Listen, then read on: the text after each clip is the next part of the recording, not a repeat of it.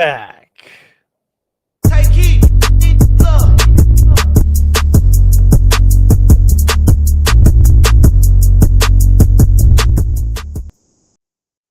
What is up, everybody? Welcome to Raw is Law. Today, we have a very special guest. I am your host, Beaten Cheeks, but you can call me Berto.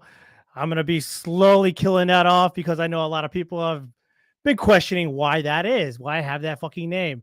I have to explain every now and then why, but I'll get to it later on, which I'm sure my new fucking friend here, who's super based, smarter than me, thank God, who I have on the show. What's up, man? How you doing?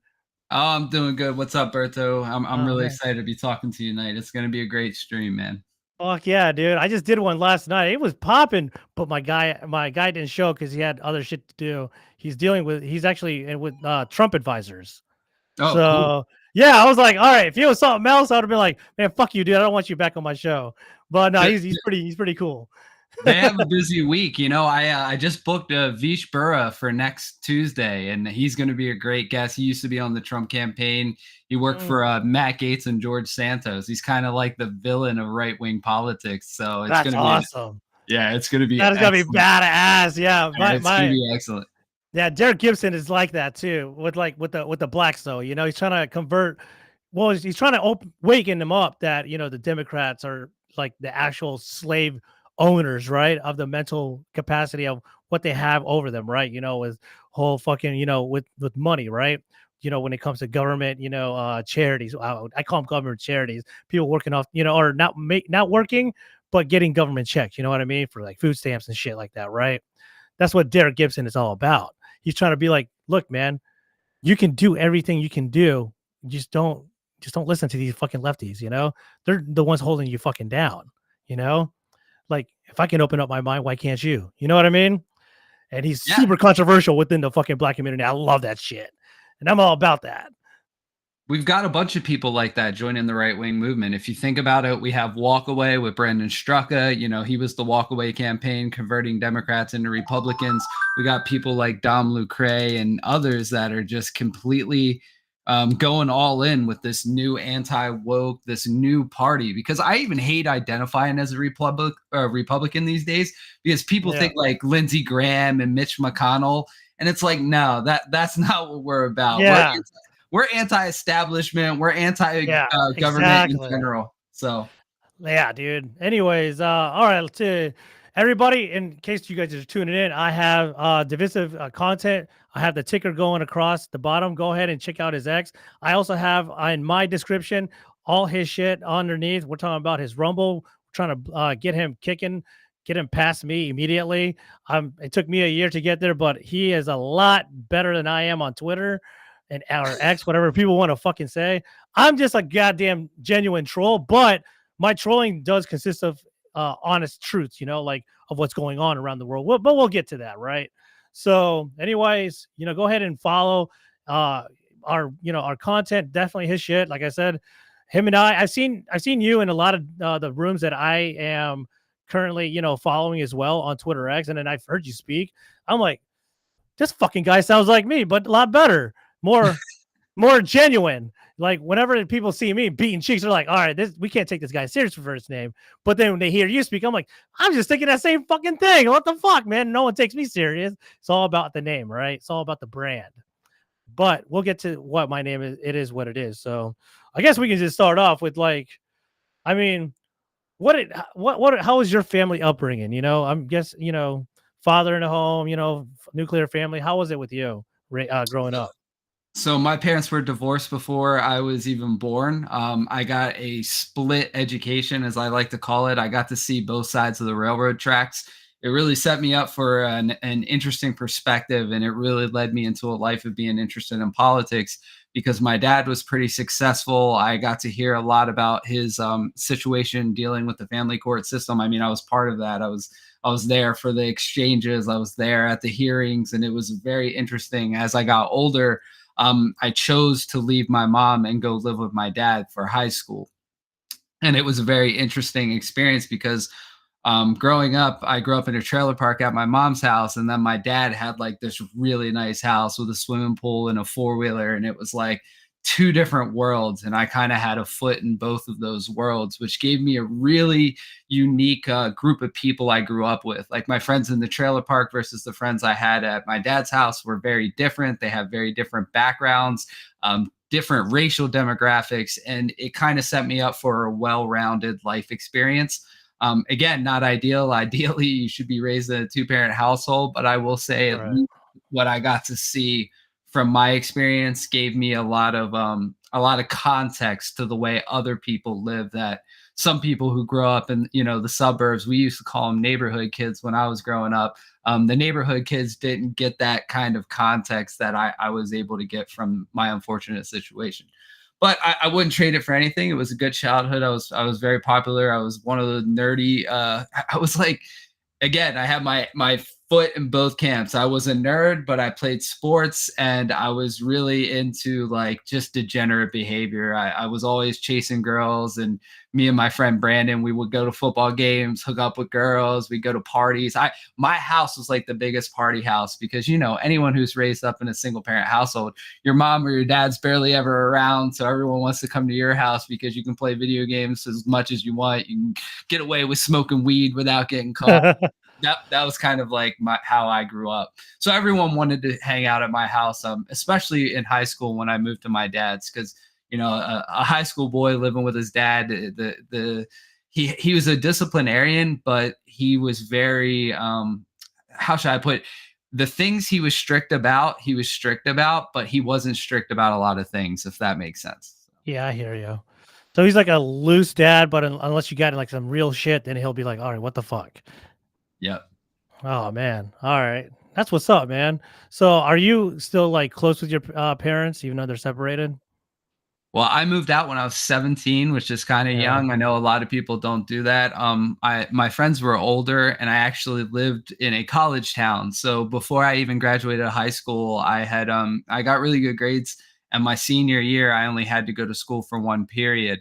So I actually moved out my senior year of high school, and I lived on a college campus with my one of my best friends at the time, which was very interesting because I wasn't even in college, but I was living on, you know, a college campus. We weren't in campus housing, we're in off-campus housing, and it was just a really crazy time. I drank way too much, I smoked too much weed, and I met way too many girls that could get me in trouble. So that was like, I still have a decent relationship with my mom, not so much my dad. My dad kind of did his own thing after retirement. He like checked out to Florida.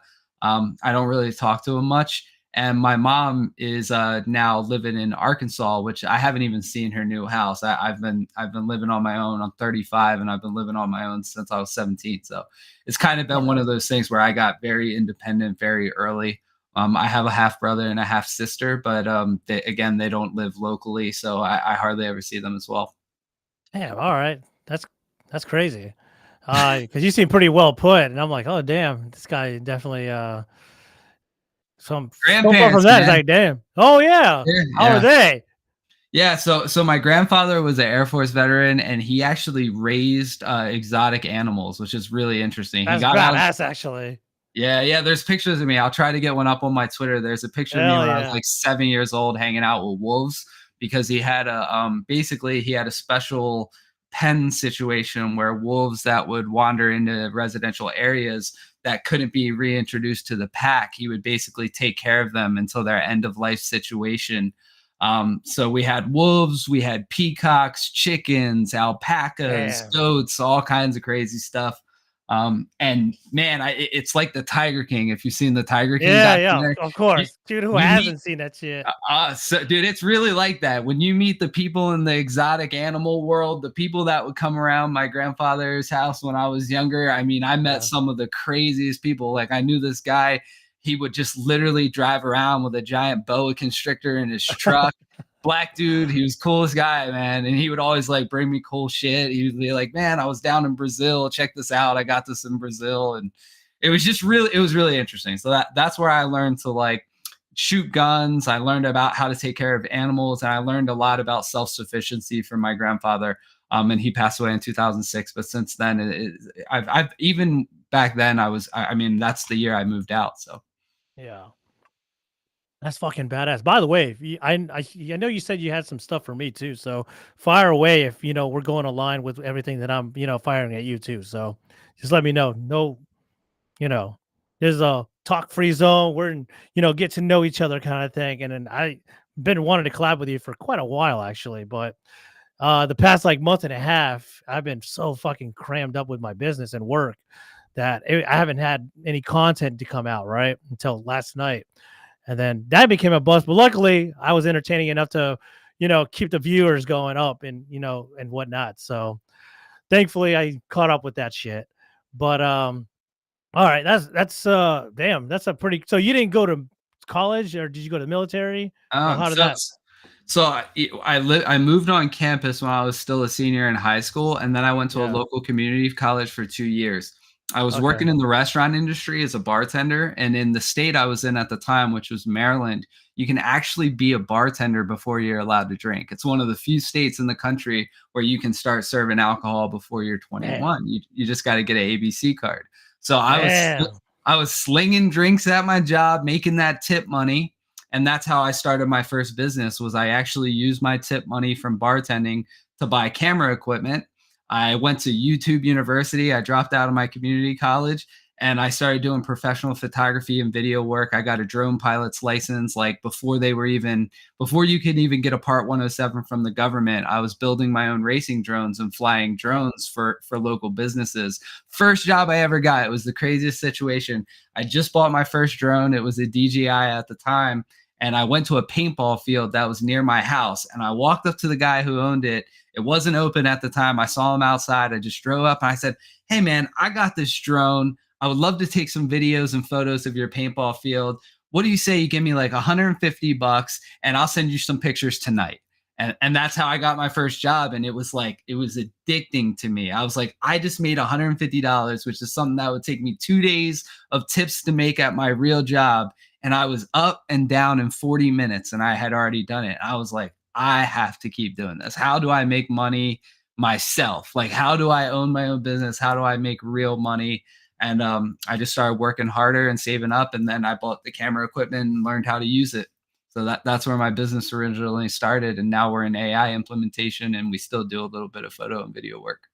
Damn, I'll definitely. Whenever you told me about that, I definitely wanted to, get in depth with that a little bit. But so, who taught you how to be, well managed with your finances? Because me personally, I fucking sucked in my 20s, sucked a little bit in my 30s, but I now I'm doing better, right?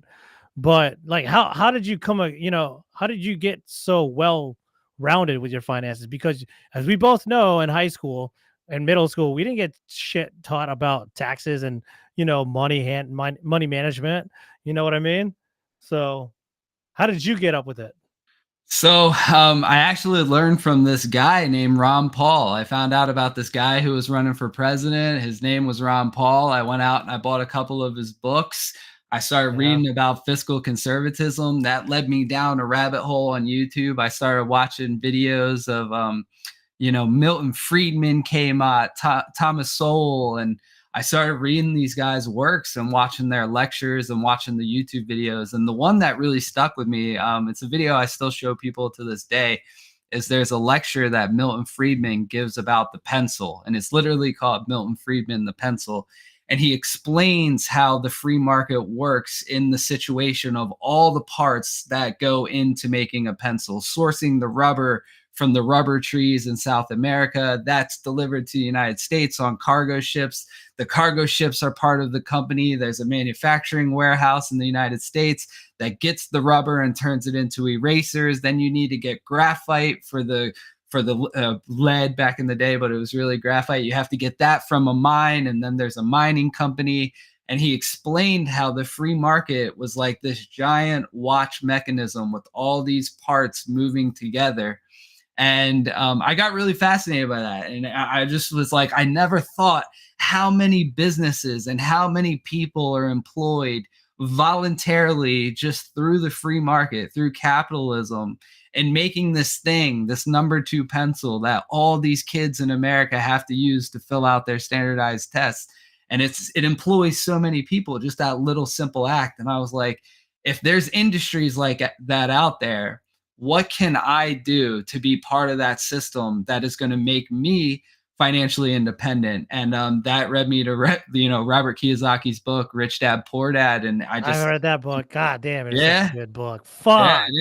it is, man. It holds up today. Fuck, it does. That It's man is still a so must read. brilliant. It's like he reads into the future plus 10, 30 extra years. Like how? Same with, Trump's too. Fucking Art of the deal. Art of the Deal. Same thing, dude. Art of the Deal, same fucking way, man. I'm like, how the fuck it's like these guys are brilliant, even though Trump kind of got his shit given to him. But it's not what a lot of people don't realize is these billionaires, even though they are sometimes given that money in order to maintain and profit and get more, you can't just sit on your ass and just spend it. These guys are smart motherfuckers. He went like and knew how to deal with money. That's the point of his business, right? That's why he's now broke. I mean, imagine if he just got all those billions handed to him. Then he just went and pissed it away on, hookers and blow. That man is smarter than that. You know what I mean? That's what a lot of people don't give these guys credit. You know what I mean? So, yeah, Robert Kawasaki, that guy's fucking crazy. I've seen him on some interviews. That guy don't give a fuck. Oh my God. I love all his lectures. And you know what? You just touched on something. I'd like to dig into that a little deeper. You just said, even though some of these guys have everything given to them, I think in a lot of situations that actually works against you. Remember, I was talking about having my feet in both camps. And one of the things I saw is that the people I grew up with in the trailer park, my friends, they actually had to work really hard. They really cared about their schoolwork.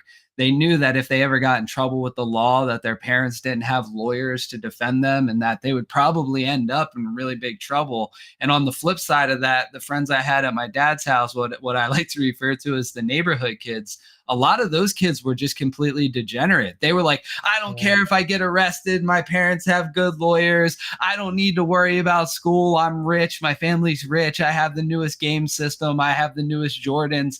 And it is actually impressive to be someone like Trump and have things given to you and still develop the mentality that you're going to have a strong work ethic and you're going to put your effort into your life. Because like I was saying, I really do think that sometimes these people who have everything given to them, it's actually a huge disservice. And you went to school with kids like this, these kids that they got new cars when they were 16 years old. They didn't have to work for them. They usually end up with drug habits. I can't tell you how many I know that ended up addicted to like oxys or just completely like smoking weed's one thing, but some of these guys, it was their whole identity. Their whole life revolved around who am I going to smoke with? Where am I going to smoke? And it just completely absorbed their personality and their life.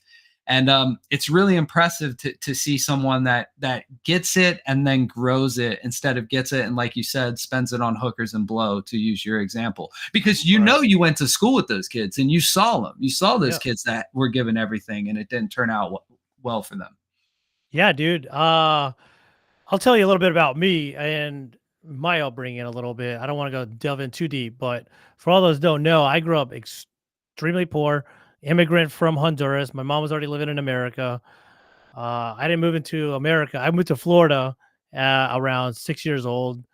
I couldn't even speak any American, but I learned obviously. And I grew up I grew up in a single mother home, basically, right? My mom was cleaning houses, working her ass off to maintain me, right? And maintain a better lifestyle for me that she couldn't have, but she wants me to have. But it's still pretty tough. So, being in a single mother home without a father, majority of my childhood, it feminized me, right? Because you need a masculine, father figure, male role model in your life. And unfortunately, by the time my mom eventually married a good man, I was already leaving high school, right? So with me, I didn't have any money management. I was a pathological liar because what I did was I was trying to impress everybody around me. I grew up in this town, nothing but white kids and maybe like one black kid. I was one of the only black kids, in town, whatever, right? And I'm only half black, but I'm like, I'm Honduran, right?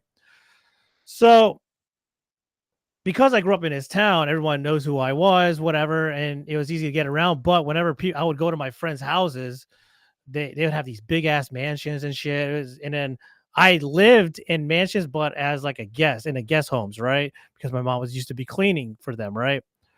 And I would lie to people, oh, that's my mom's house, and shit like that, because I was trying to fit in. Luckily for me, people, the only friends that I have left from growing up are actually doing something with their lives, whereas the ones I thought were my friends are some of them actually have died from drugs, and are just went their separate ways and didn't make anything of their lives. So I joined the military. I joined the Air Force at 18, and I fucked off. I hated high school. I hated school in general, and I joined the military, and I did that for almost 8 years. It was in the military. It was when I had what you call the nigga wake up calls, what Charlemagne the God calls it, and he told that to Larry Elder too. The nigger wake up calls, what everyone calls it. He uses it in a different way, whereas Larry Elder does it in like the reverse psychological way. And in other words, I was very liberal, very fucking beta, very simpish. Because I remember I had no masculine, male role models in my life. And I was shitty with money, even though in the military I did like okay. But if military, they don't pay us shit. I was only enlisted too. I was never an officer. And next thing you know, I was still doing a pathological liar thing for a few years, and then I realized I actually had good friends around me that I didn't have to do that. I can just be myself. And the more of a good, bond that you get within the military back then, the better you can, surround yourself with, better people, people that, they can improve you in your life, better with finances, better, with morality, right? And I grew up extremely atheist because when I first moved to America, my mom was with somebody. He was an extremely abusive person. He beat the shit out of me. I was only like fucking like 80 pounds soaking wet. And that kind of fucked my head up, right? And I never knew. I thought that was like the masculine thing, or that was like the most masculine thing that I thought was masculinity, but it's completely fucking bullshit. What that did was it apprehended me from becoming a man to know that shit was wrong, to beat kids, beat women, normal shit, right? That you hear. I'm not saying I ever did any of that shit, but that's the only kind of like man trait that I ever had growing up until my mom left that guy. And then she found herself a good husband. And guess what, man? It was my friends that dug me out of the trenches, to start thinking like in a family, start thinking in a higher being than yourself. You gotta what do you want to help in society with, right? And if Lucas Gage, right? He just got Yep. banned off X, right? Temporary, His right? shit, 2 months. temporary, yeah, 2 or 3 months. Him and I actually had the same mentality about the military. I joined it, to protect my country and shit. I deployed many times. I thought I was doing a service to my country. Turns out it was complete bullshit. The only thing that was not bullshit about the military is the camaraderie I received, the traveling that I did, because I lived majority of my career overseas. I lived in England, Turkey, Korea. It was great. And that's the only yeah, like I said, the only upside is I got VA disability for the rest of my life, free medical insurance, free college. Still haven't done that yet. And like I said, the camaraderie and I guess jobs. But like I said, I didn't grow up like like you did. Like we all have a different upbringings, right? But mine was more feminized, where like I didn't get taught how to like hunt or anything like that. I had to teach myself, manly shit. Like I had to teach myself like fucking how to change my own tire, and just like like 5-6 years ago is when I first changed my own tire. Coincidentally, I had a flat on my car or some shit. Changed my own oil too. Just regular, things that make me more masculine. At least I thought, just so I can do shit on my own without calling other people. And what really clicked was when one of my best friends really sat me down. He used to be a fuckboy. We used to be extreme degenerates. You know how it is, dude. We used to be the most degenerate fucks ever, man. I'm like what you call the ugly one of the trio. People used to call us the Three Musketeers, but the other dude, he's from Alabama, like good looking ass white dude, and then my other buddy, they called him Dreamy because he's like a tall, dark, handsome guy. No woman ever fucking turned him down just by saying hi. These two were animals, and then I just got the leftovers, some fat chick or some shit.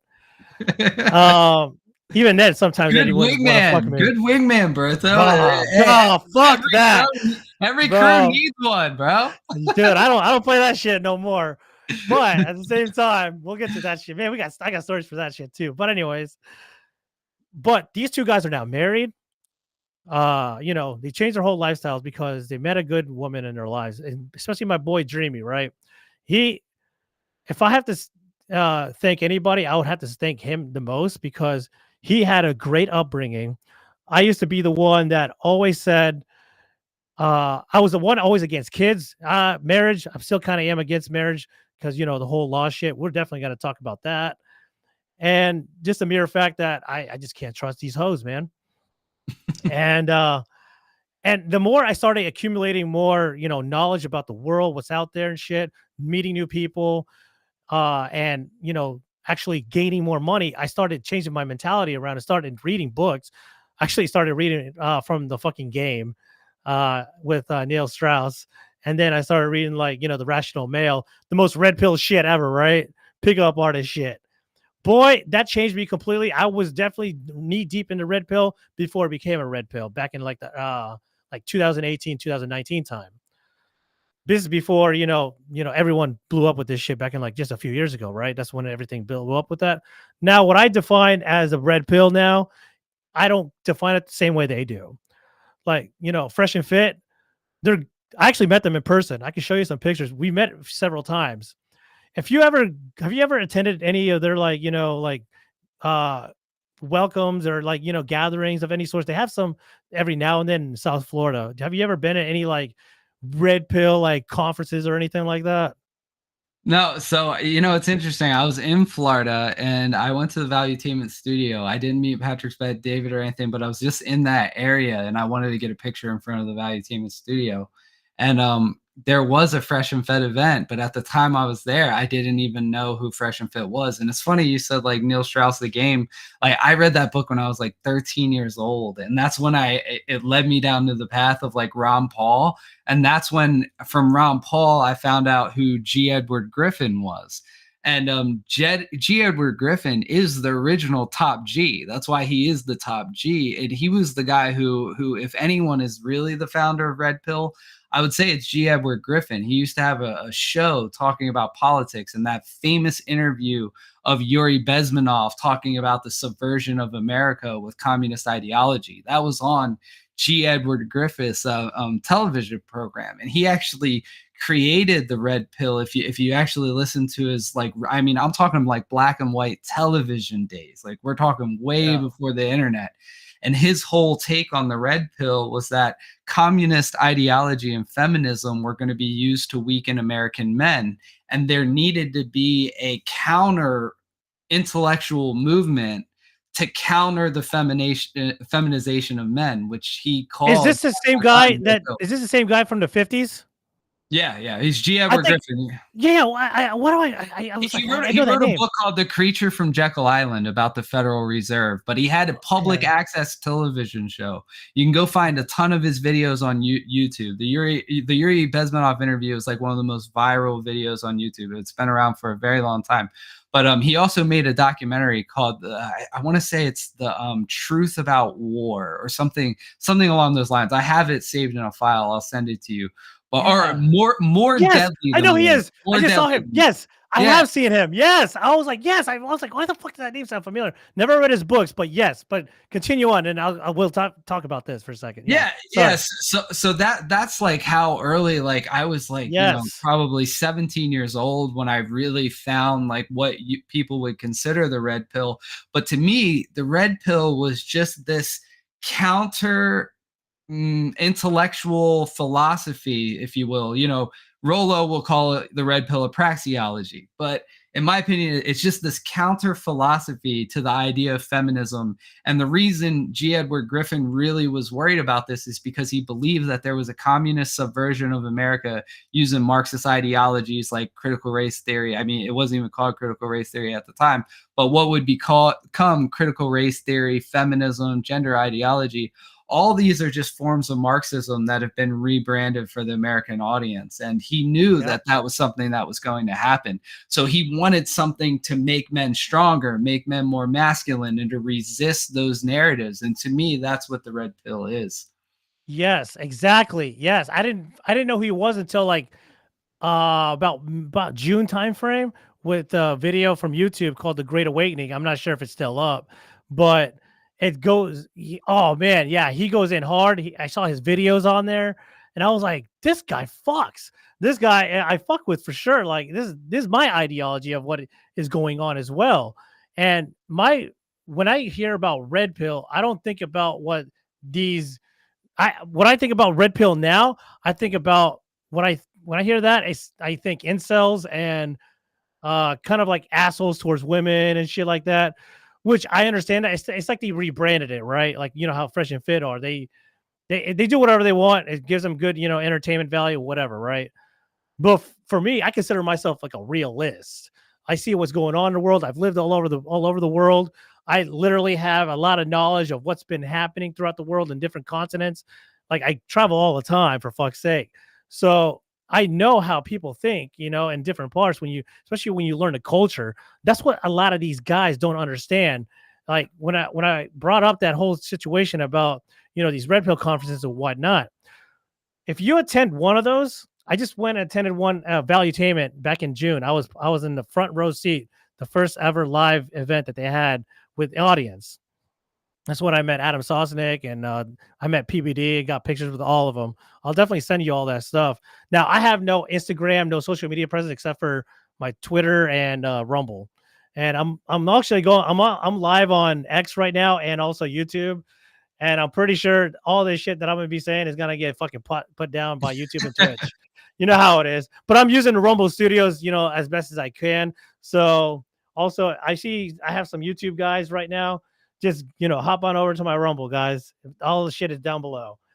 But anyways, when I go to that conference, my first one I ever went to, I tell you what, no one knew who I was, but everyone knows who Beaten Cheeks is.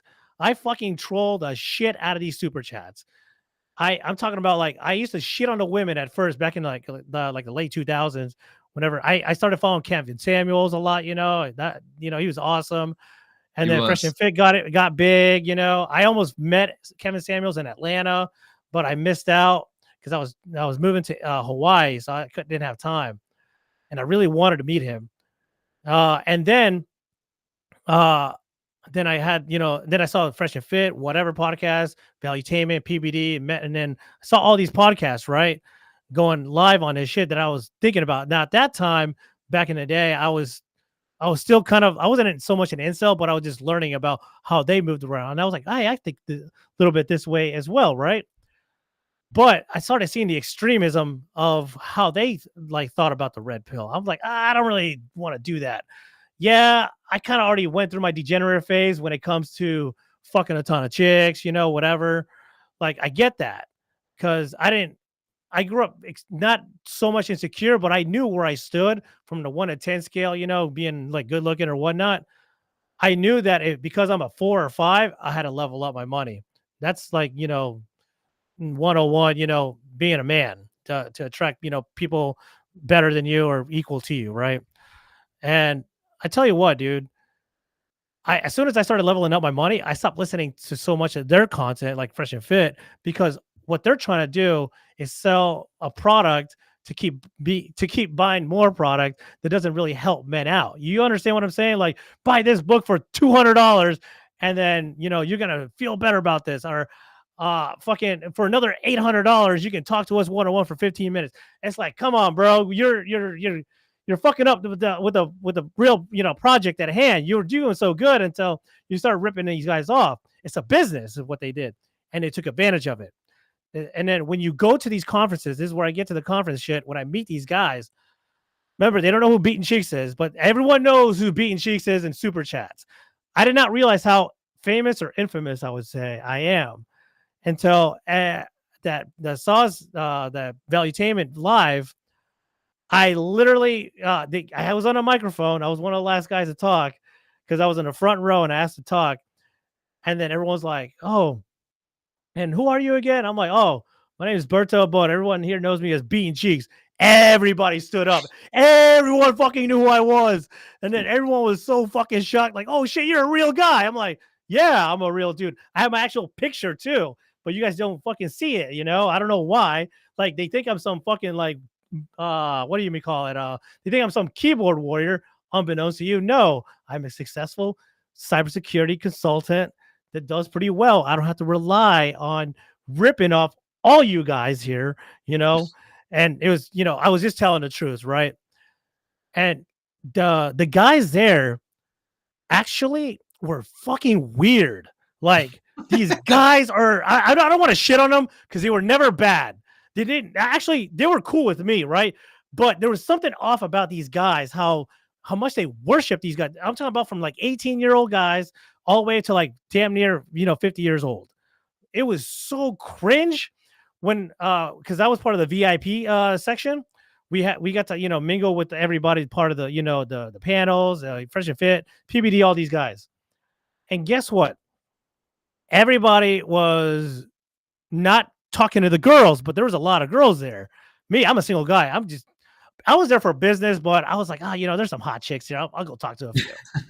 I mean, fuck it, whatever, right?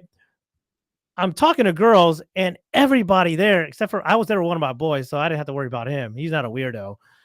And all of a sudden, I look over, all these fucking guys are looking at me. They're like scared to talk to these females. It was weird. And then I'm like, hey, I have like 6 girls around me and my buddy, and I know for sure I'm gonna sleep with one of them, and I'm not even trying to. This is the cultural thing that we're having right now, the cultural war, men against women, when there shouldn't be any, cultural war to begin with. These are some like nice ladies that were there, not hookers, just regular girls that want to be approached by guys. So when I went and introduced this random guy to these girls, he kind of freaked out. Like, he was just like, "Oh, hi." And he would be like, "Hey, Berto, man, tell me what else you do, man." Or Mr. Cheeks, whatever. I'm like, "Damn, man. This is what I'm talking about. This is that antisocial weird shit." Like, I actually met some real keyboard warriors and incels, right? Like, these guys are just super fucking weird. And then one of the guys even said, "Damn, I figured you for like a fat fuck or something, I'm like, "Why?" Because I shit on, because they saw me shit on the girls, like these OF girls, but I can't really blame them. You know why? Because they're just like you and me. They're all capitalists. They're capitalizing on these weak ass simp fucks. These incel fucks that go and shit on women, and yet they go and subscribe to their fucking OnlyFans. They pay them. And then They criticize them, and then they buy their product. It's crazy, man. I know. And then I started going harder on the super chats by shitting on those same simps. And then now they're starting attacking me, right? And so I'm like, all right, here I go. So I'm doing something right. And lo and behold, that's when, I came to life more just a few years ago. And then that's when they actually met who the fuck I was. They're like, okay, maybe we don't want to fuck around with this guy anymore, right? I'm not a tough guy, by the way. I'm chill. I don't start no shit. I don't want to fuck around and find out kind of way. So, but I can hold my own. I'm very, I can hold my own and conversing with anybody, because that's what we're about. We need to converse better. We need to get these guys to fucking, touch some grass more. That not all women are whores. Like, there's like really great women out there. Like, I would say 85% great women in the States.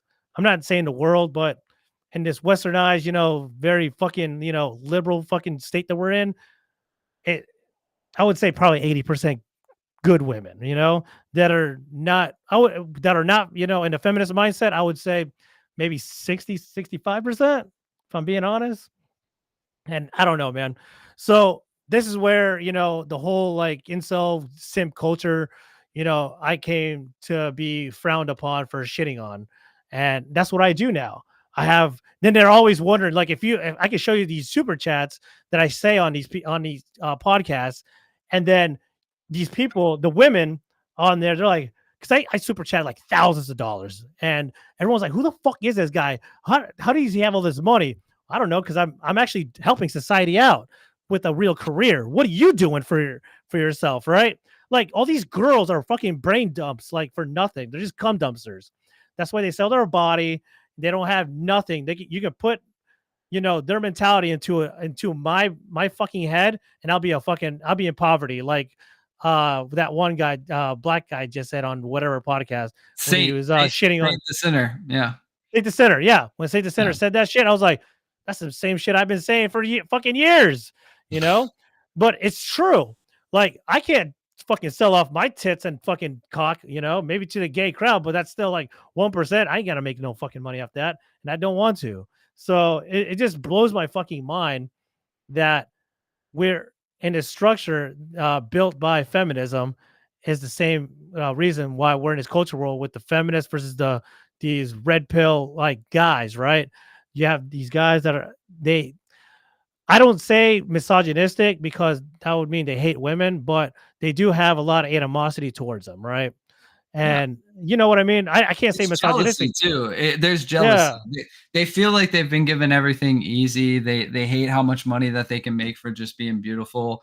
And they get a lot of attention that these guys don't get. And, one of the things that I recommend, because I talk to these incels as well. And when I have conversations with a real incel, not someone who is masculine and getting accused of being an incel. I get accused of being an incel all the time. Trust me. Me too. You can go look at my Instagram from when I was in my 20s. I've never had a problem with women. And now I'm married. I'm wifed up. I got the ring on. I'm not an incel. I own a business. I did really well with women in my 20s. And now I'm incel. Down. Easy, the incel. Yeah, right. Yeah. That's what I get. So when they talk to me about this and they ask me like, why did you get married? I know how messed up the divorce laws are, but I was able to find someone that, aligned with my values. And someone made the argument to me that if you really want to hit the next level as far as financial success, having a partner in life, it saves you a ton of money. If you're going out drinking every weekend or you're spending money on all these girls you're dating, it's actually a financial and a time drain. Whereas when you find a good person that aligns with your values, now you have two incomes to the point where if she don't want to work, she doesn't have to. But if she wants to work, you have two incomes and you're not spending as much. There's not as much money going out and as much as your time going out to trying to hook up with girls.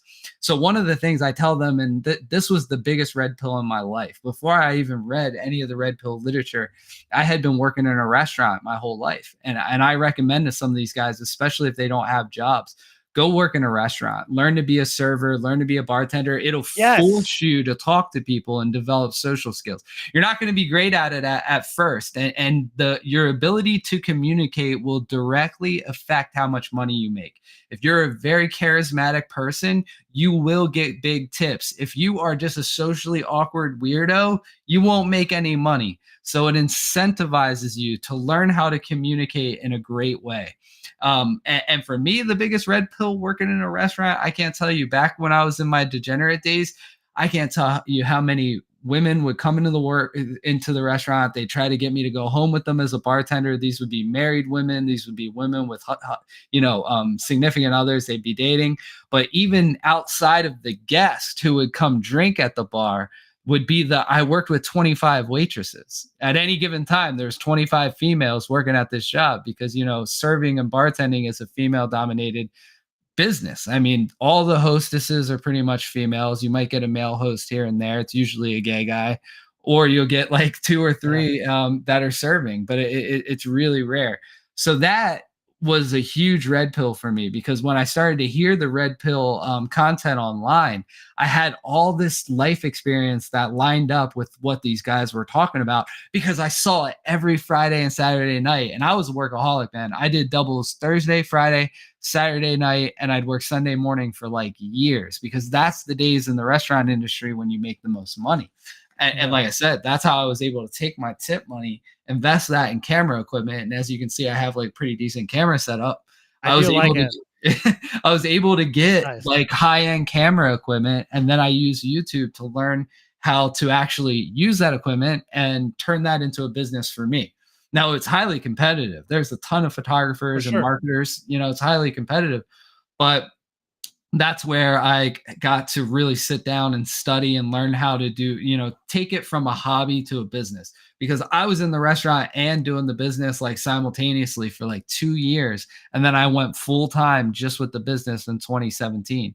But it took a while. It took me like two years to get it to the point where it's like, okay, I can walk away from my main job working as a bartender and do this full time and survive, put food on the table, pay my bills. So Yeah, I wish I had that work ethic. You know what pisses me off most? That the stepdad that, the good guy that married my mom, he just recently passed a few years ago. He would have been the perfect person if I would have met him earlier. He was a self-made guy. He was a self-made millionaire. It's unfortunate I didn't get I didn't get to live any kind of lifestyle like that, right? But my mom kind of did. But the whole point is he had that mentality, that strong, work ethic, masculine mentality. I just refuse to I used to think that, when you're a fucking, a younger guy, you think you're a fucking know-it-all, right? And yeah. he was a staunch Republican, and I was a fucking liberal piece of shit. Man, I fucking wish I took in his knowledge before I didn't graduate high school. I dropped out. I got my GED, and and at the time I was a little embarrassed about it, whatever. But and what I did was, before I joined the military, he actually had me sell cars. I was actually pretty good at selling cars. I didn't realize how good I was speaking with people. Again, restaurant business, salesmen, you know, the way you get to actually interact with people, that is the best way to actually survive and also accumulate a wealth of knowledge and also money. You know what I mean? That's the problem with everyone, is just on their phone. They think they know it. They do know it all only by what they read, but not by what they experience. You know what I mean? Like, for example, when I go to Colombia, I always invite some new people to come with me so they get to experience something that they might feel uncomfortable with. By that I mean, get the fuck out of America or your zip code or area code and experience outside that. Like, we're gonna go halfway across the world experience, right? And every time I get somebody always tell me, it's so dangerous. I see nothing but bad shit on the news. Bitch, I go there all the time. I've been robbed once, but it wasn't like a gunpoint. Shit just happens. I had my credit card stolen and like a fake Rolex taken away from me. Oh, fuck. Okay. Darn. That's $100 gone, and I canceled my credit cards after. So fucking what? That's nothing. There's a lot worse shit that you can fucking worry about. All right. Just don't go to these certain areas of the fucking, neighborhoods or whatever. Simple shit. That's the problem. These people think they know it all by just reading the worst shit. They don't care about so much of the good shit. Learning an actual cultural aspect of what the fuck is going on in these said countries, right? So people don't get to learn to associate with other human beings. You know what I mean? Like you and I, dude, you and I hit it off pretty decently. Like, I knew you can talk, and I'm like, oh damn, this guy's. Okay, I got to get this guy on the show, maybe for more shit, got to collab with you. And then I also met other collaborators as well that I thought we were going to be beefing with. Now we collab quite often. His name is Fuse Aegis on Rumble. He's been fucking blowing up.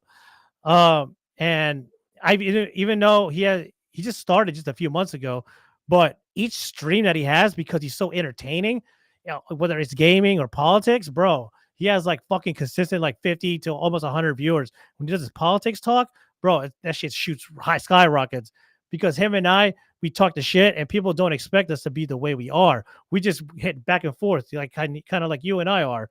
You know what I mean? That the thing is, a lot of people, they think what they see online, not between us or them, they think that's how it is in real life, but it's really not.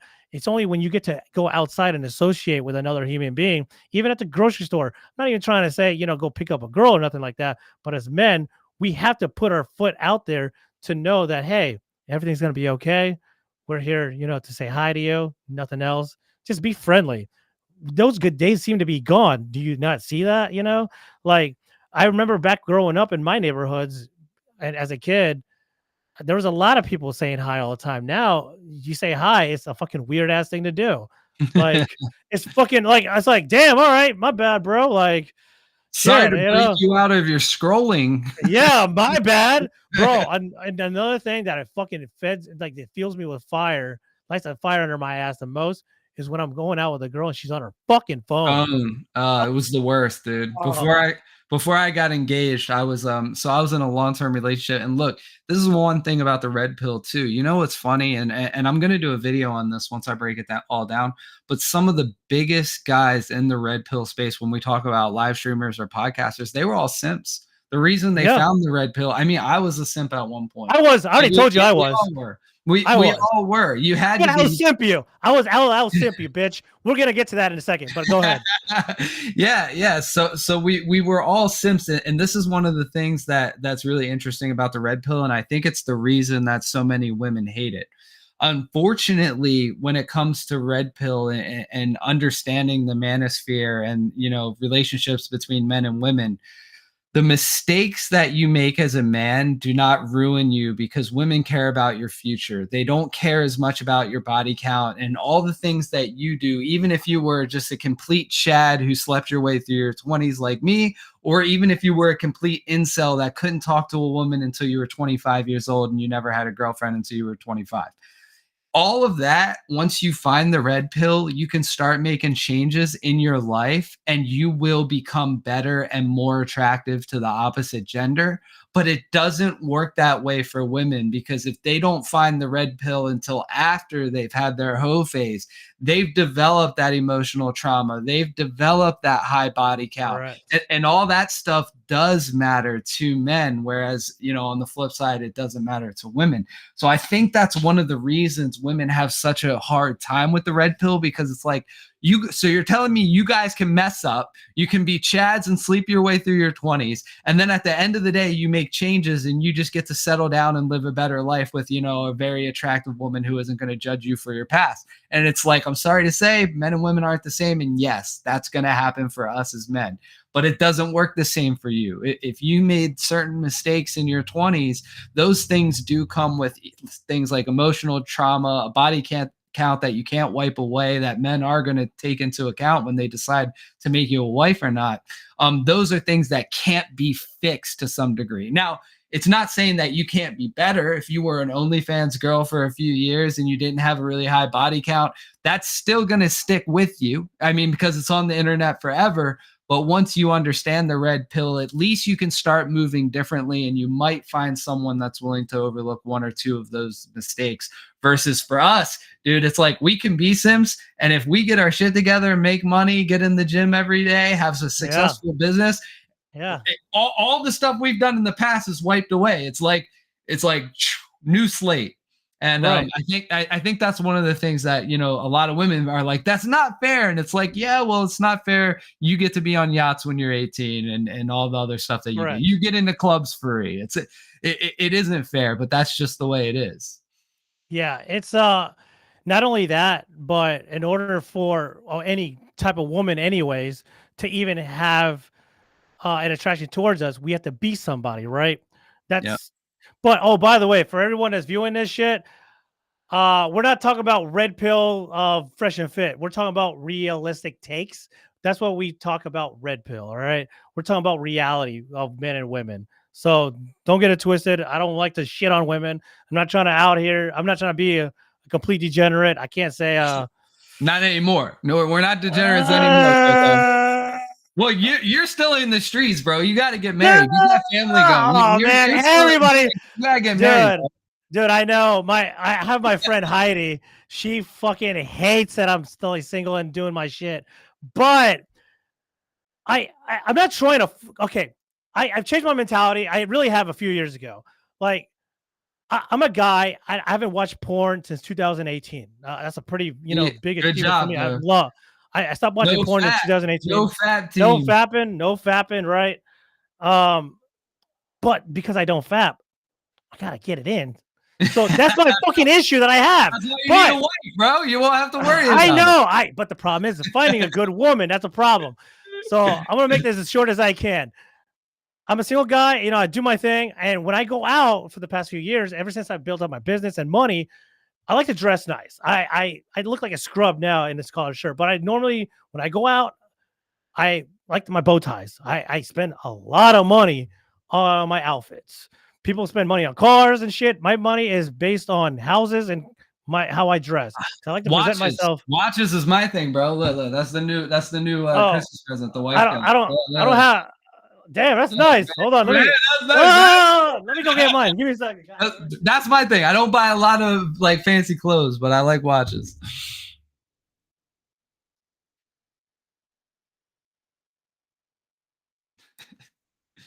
Cheeks is wild. Let me grab a drink while this man is away. Hey, what's up, chat? Thank you guys for hanging out with us. Me and Berto have been wanting to do this conversation for a while, and I've got some really great content coming out on my channel. So make sure you check out the Divisive content on X and Rumble. We're growing. We've got amazing guests. I'm really connected to the Red Pill community on X. I do a lot of spaces. This live streaming thing is new to me, and I really want you guys to come along for the ride. I'm going to create content that's going to give you guys value. I don't sell you anything. I just want to get you out of these streets and to make you a better man. That's all I want. There, now I got it on. Oh, there you go. Now you're a G. Oh yeah. I like it. Yeah, my goal is to have it a Patek Philippe by the end of the year. That's like a special one though. I mean, there's some that just look really like old manny. But like I'm really into like Belova, Movado, AP, and then Patek. I'm just gonna be honest. I don't know shit about watches. All I know is that I love the watch. I don't know shit about watches. But I told myself when I first get money, the first thing I am gonna do to reward myself was get a Rolex. And I did. Movado. Get yourself a nice Movado, like a museum classic. Check them out. They're not super expensive. They're Swiss made. I don't care. I got money, dude. I don't care if it costs 10 grand, whatever. Like that's what I mean. Like for a classic Switch watch, it's not going to be a Rolex price, and it's still a quality watch. I'm a big fan of Movado. Yeah, I'm a big fan. I like Movado. All right, I like that. Okay, we're definitely after we get to know each other. I'm definitely gonna hit you up on that. Especially because you like to dress nice and stuff, man. Oh you yeah, gotta have that accessories, man, to go with your bow tie. You'll buy the watch, pick a bow tie, and then buy the watch to match the bow tie, and then you'll be there. You go. Yeah. I'm gonna do that. All right, yeah, I got to just Rolly. That's all I got, and then a few a few fake Rollies too. By the way, I got those fakes for a reason because they were like three for $300. So I was like, man, that's a good fucking deal. It's like a sore dick, bro. Wear them in DC when you go to your political rally. You're at your political rally, put on the fake Rolly. Hell yeah, dude. Holy shit. So anyways, back to what I was saying, right? God damn it. What am I fucking... Why is there fucking... Hold on a second.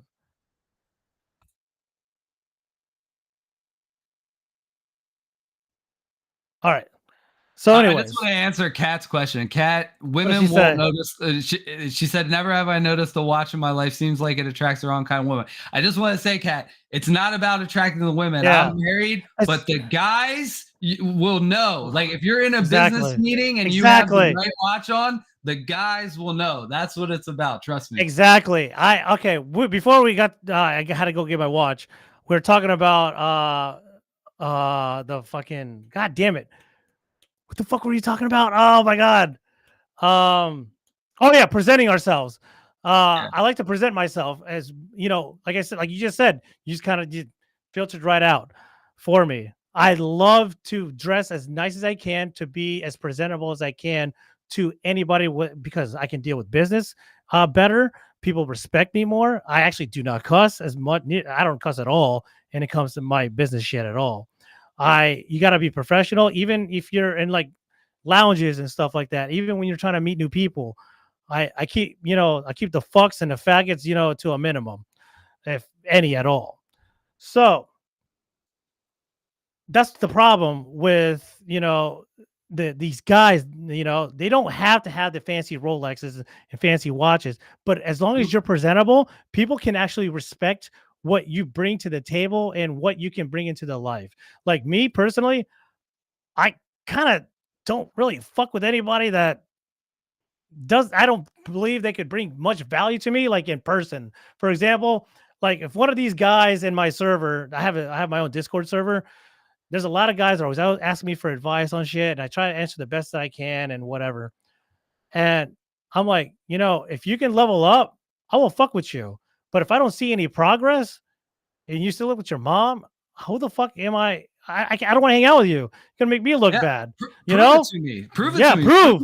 You're Yeah. a fucking man. Like you're a fucking man. Don't fucking rely on mommy and daddy for shit. You gotta fucking do shit. Gotta do something with your life. Go fucking do it.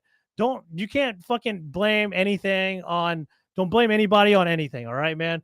So what you gotta do is just have the mentality that you can fucking do it. You want to get girls, you know how to get girls.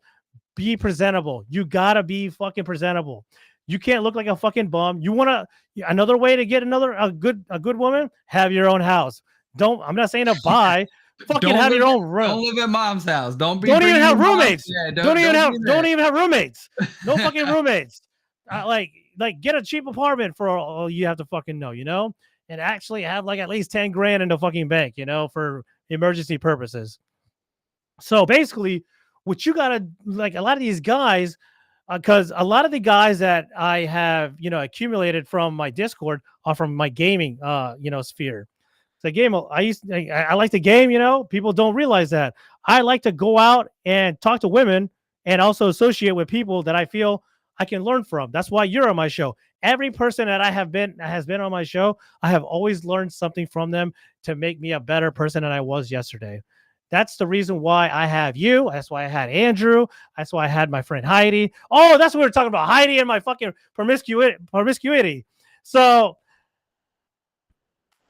because you're talking about finding a good woman and all this shit, and I was like, man, all right, that's kind of difficult for me, man. Because Kat does bring a point to the fact that some women might not have the best intention. They do see the watch. They see my bow ties, and I do. I mean, I look pretty good with it. I go from a 4 to like a 6, bro. That's 2 points. That's 2 points, bro. That's a lot for me. And I grew myself up, whatever, right? But I keep it real. And the issue is whenever they see me at these conferences, because I go to a lot of cybersecurity shit, I actually give the speeches out because I'm fucking nerdy like that. And if you know how, you kind of know IT stuff. If you ever been to these kind of conferences, 98% of them are nothing but men, incels, right?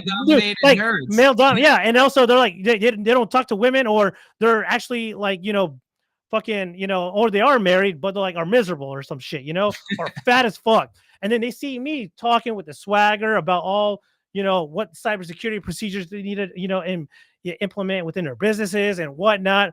And then at the end of the day, I like to do a lot of one-on-one, all for free. I don't charge anybody. I'm not like these fucking YouTube faggots. I actually do enjoy interaction with my audience, and I like to always help out the best way that I can. And I have a program that I have several of my friends that I am paying out of my pocket so they can level up in life. Yeah, Legit. That's awesome, dude. You don't hear about that. I am the first person I feel like I've done that, and I'm pretty proud of that.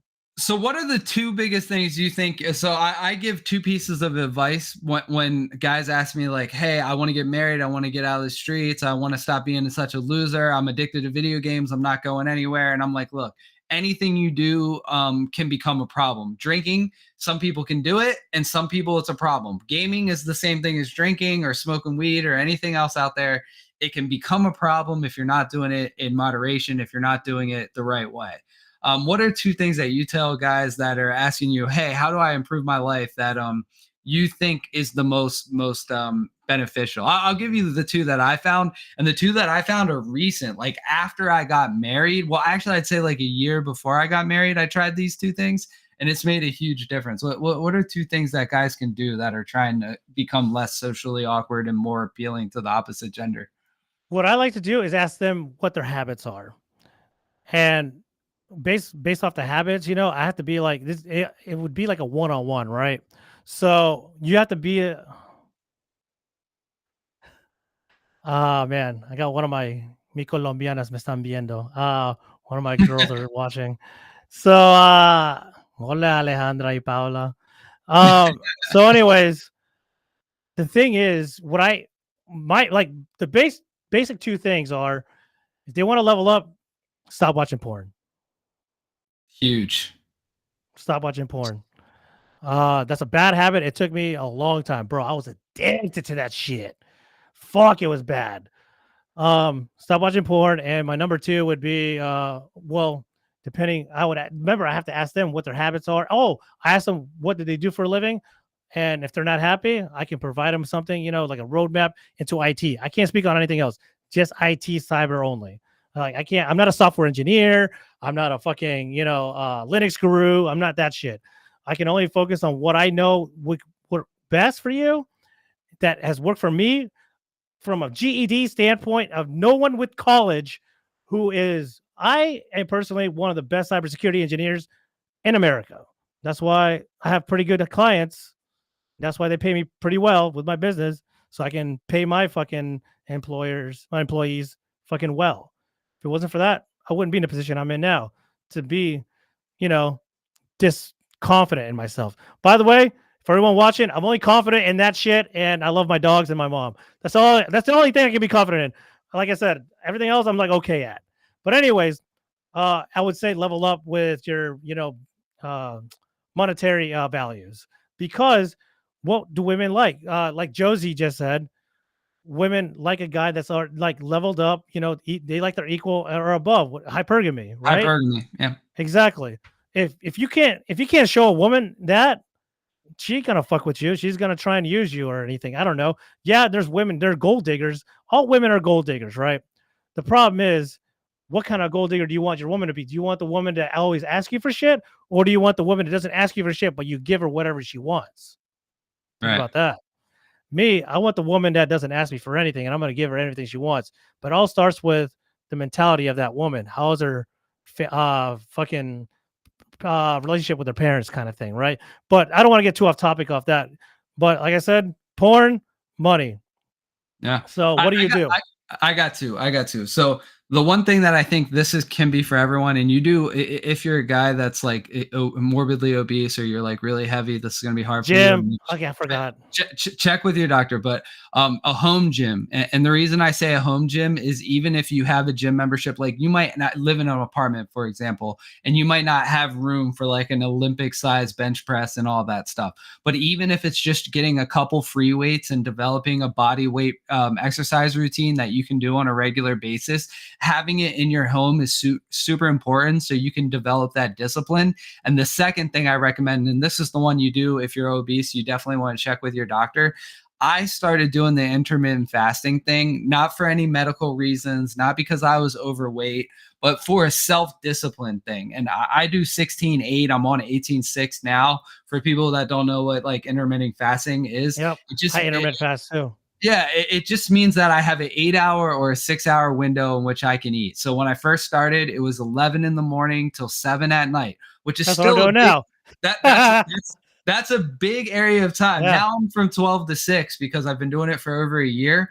But they're like, why would that matter? And what I tell them is it's not about like the weight loss. It's about the discipline. It's about if you are up at 2 o'clock in the morning and you haven't eaten since 5 and you see that bag of Doritos or Takis sitting in your pantry, do you have the self-discipline to stick to something when no one's got a gun to your head? When there's no teacher, there's no boss, there's no mom, there's no dad, there's no wife or girlfriend saying, you're outside your eating window, you can't eat those Takis right now. It's about developing that discipline, saying, look, I only eat from 11 to 7. If it's not 11 to 7, I'm drinking water. And no matter how bad or you want to do it, developing that self-discipline to say, you know what, no one's around, no one's going to see me break my fast. And you still have developed that discipline to say, you know what, I'm going to bed, I'll eat tomorrow at 11 a.m.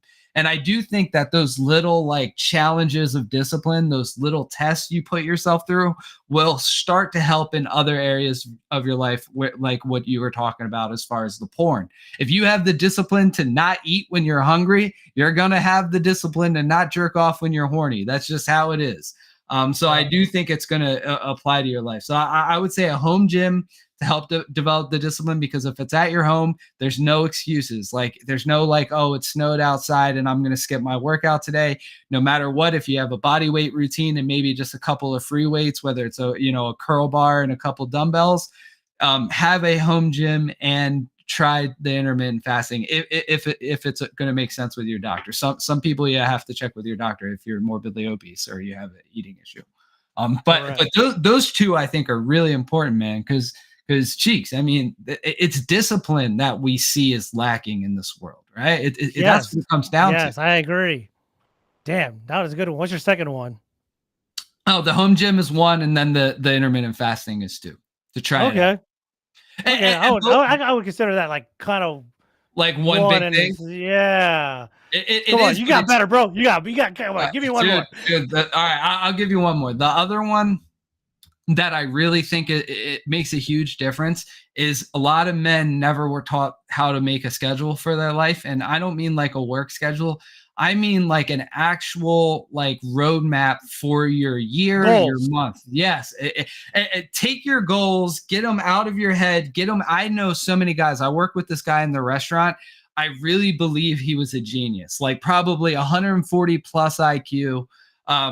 Guy had some of the best ideas I've ever heard in my life. He developed new products that I thought would be a hit, new apps for a cell phone that I thought would be a hit. The problem with the guy is he never followed through on any of his ideas. He would talk about his ideas endlessly, but he wouldn't know how to take them from being an idea in his head to being a tangible thing that exists in the world and is making him money. So that ability to take your ideas, take your goals, put them on a physical roadmap, and then execute it, it comes back to that discipline again. And put hard deadlines on these things where, you know what, by next Friday, this, and this has to be done. Start with a small goal first, and then have a roadmap to where you want to be after. Yep. And so if those are that would be where I would get them started off at. I'm glad you said that, because I had one of my best friends. I told you about my buddy Dreamy, right? Yeah. He's the one that helped shape my future when I thought it was complete bullshit. The reason why I say that is because we actually were in the military together. We lived together in fucking Turkey, Korea, in Georgia right before I separated. And he's the one that was a straight up fuck boy for a while. And then when he found his woman, right, it's like something clicked in his head. Like, this is the one. Like, she's feminine. She's not a fucking cunt. She has like literally no online presence. She's very motherly, and now he has his third baby on the way. I've seen him happy, but I've never seen this kind of side of him until I used to live in Hawaii. Then I moved back in 2020. As a matter of fact, I got him his job back in 2014. And then he stayed in Hawaii, mind you. That's where he met his wife. She's from Nepal. She's such a wonderful girl. She's like such a sweetheart, very feminine. He's not an asshole, but he's the fucking man of the house, like he just know it. He's the one that taught me that discipline, that masculine discipline that I lacked in my life. Take accountability. Stop fucking pointing the finger at other people for your fuck ups, right? Because I used to be that way. I've been arrested many times, and guess what? I used to fucking point the finger at other people, not the person I'm looking at on the fucking mirror. You know what I mean? That's the first. I feel like that's the first step to realize, damn, I got to take accountability for all my fuck ups and anything I do, because anything that I do it's going to be on me. Any decision is going to be based on what I do. And I'm the one that's going to suffer the consequences. Yeah. He was the one that taught me that. And also, stop trying to fucking, act like you're something that you're not. Remember we were talking about the simping? I was that guy asking girls out. I was expecting to get laid, pay for their fucking fancy ass dinners, and not get out of it, not get shit out of it. They would take their, leftover food and give it to the fucking dude that they're banging. That's the kind of guy that I was. I was such a simp. And again, it clicked in my head after I read The Rational Male back in 2018. It didn't get out of my mind. I stopped paying for dinners after 2020. It was the last dinner I fucking paid. And I remember with that dinner, it was like a second date, I remember. And this girl still didn't put out. And I was like, all right, you know what? I got to put everything in action and in place, right? So I did. I have to set my own standards. That's another thing. A lot of these guys, they don't have standards or any boundaries because they fall in love with any girl that they see with their eyes, right? They think they want them, but no, they want you for the wrong reason. You got to, once you stomp your authority on them, that's the respect that you're going to get. Because I don't want no love. I want respect. Woman respects you, she'll fucking love you. All right. That's all there is to it. That's the way I saw it. And it's been working out pretty well with me. And then you fucking hit the nail on the head. The goals. My buddy literally sat me down. I wrote up all my goals and I put it on Excel spreadsheet and then been doing every little thing to get myself out of fucking debt. Because bro, I had like a 400 credit score for years. It was bad. I just got out of all that debt just a few years ago. But I didn't have a credit score until I was 27 because I worked in the restaurant industry and I always had tip money. I never had a credit card. I never had a student loan. I never had a car payment. I bought all my cars in cash. So I was 27 years old and there was this girl I was a friend from the restaurant, we'll say, and she was hanging out at my house a lot on a regular basis. And part-time, she worked at Discover, the credit card company, because they're located in my state. So she sat down with me and explained to me that I basically had no credit history and I'm 27 years old and that when I wanted to buy a house, that was going to be a problem. So she sat down with me and we made I didn't have any debt. I didn't have any bad debt. I just didn't have any credit to my name. So she actually took me to get a secured credit card. The first secured credit card I was 27 years old and I had a $500 limit because the secured cards, you got to give them cash and that's what your limit is. And it was crazy. So I started in the game really late, which didn't make sense because I was always saving. I was reading like books like Von Mises and Ron Paul, like I was mentioning earlier. So I was always good with money and I knew how dangerous debt was, but I never looked at it from the positive side of like what having a good credit score can get you as far as having access to debt if you need it or you want it. And thankfully, I did that because it was instrumental when I bought my house and when I expanded my business and started offering new services. I needed that credit. But that's awesome that your friend did that for you. I had someone that did that for me as well. They sat me down and said, "Hey, this is why it's important. This is how we do it." Yeah, he's definitely I actually owe a lot to him. He's like my brother, right? I know his family. He comes from a very traditional home too, which surprised me why he was such a fuckboy for so long, right?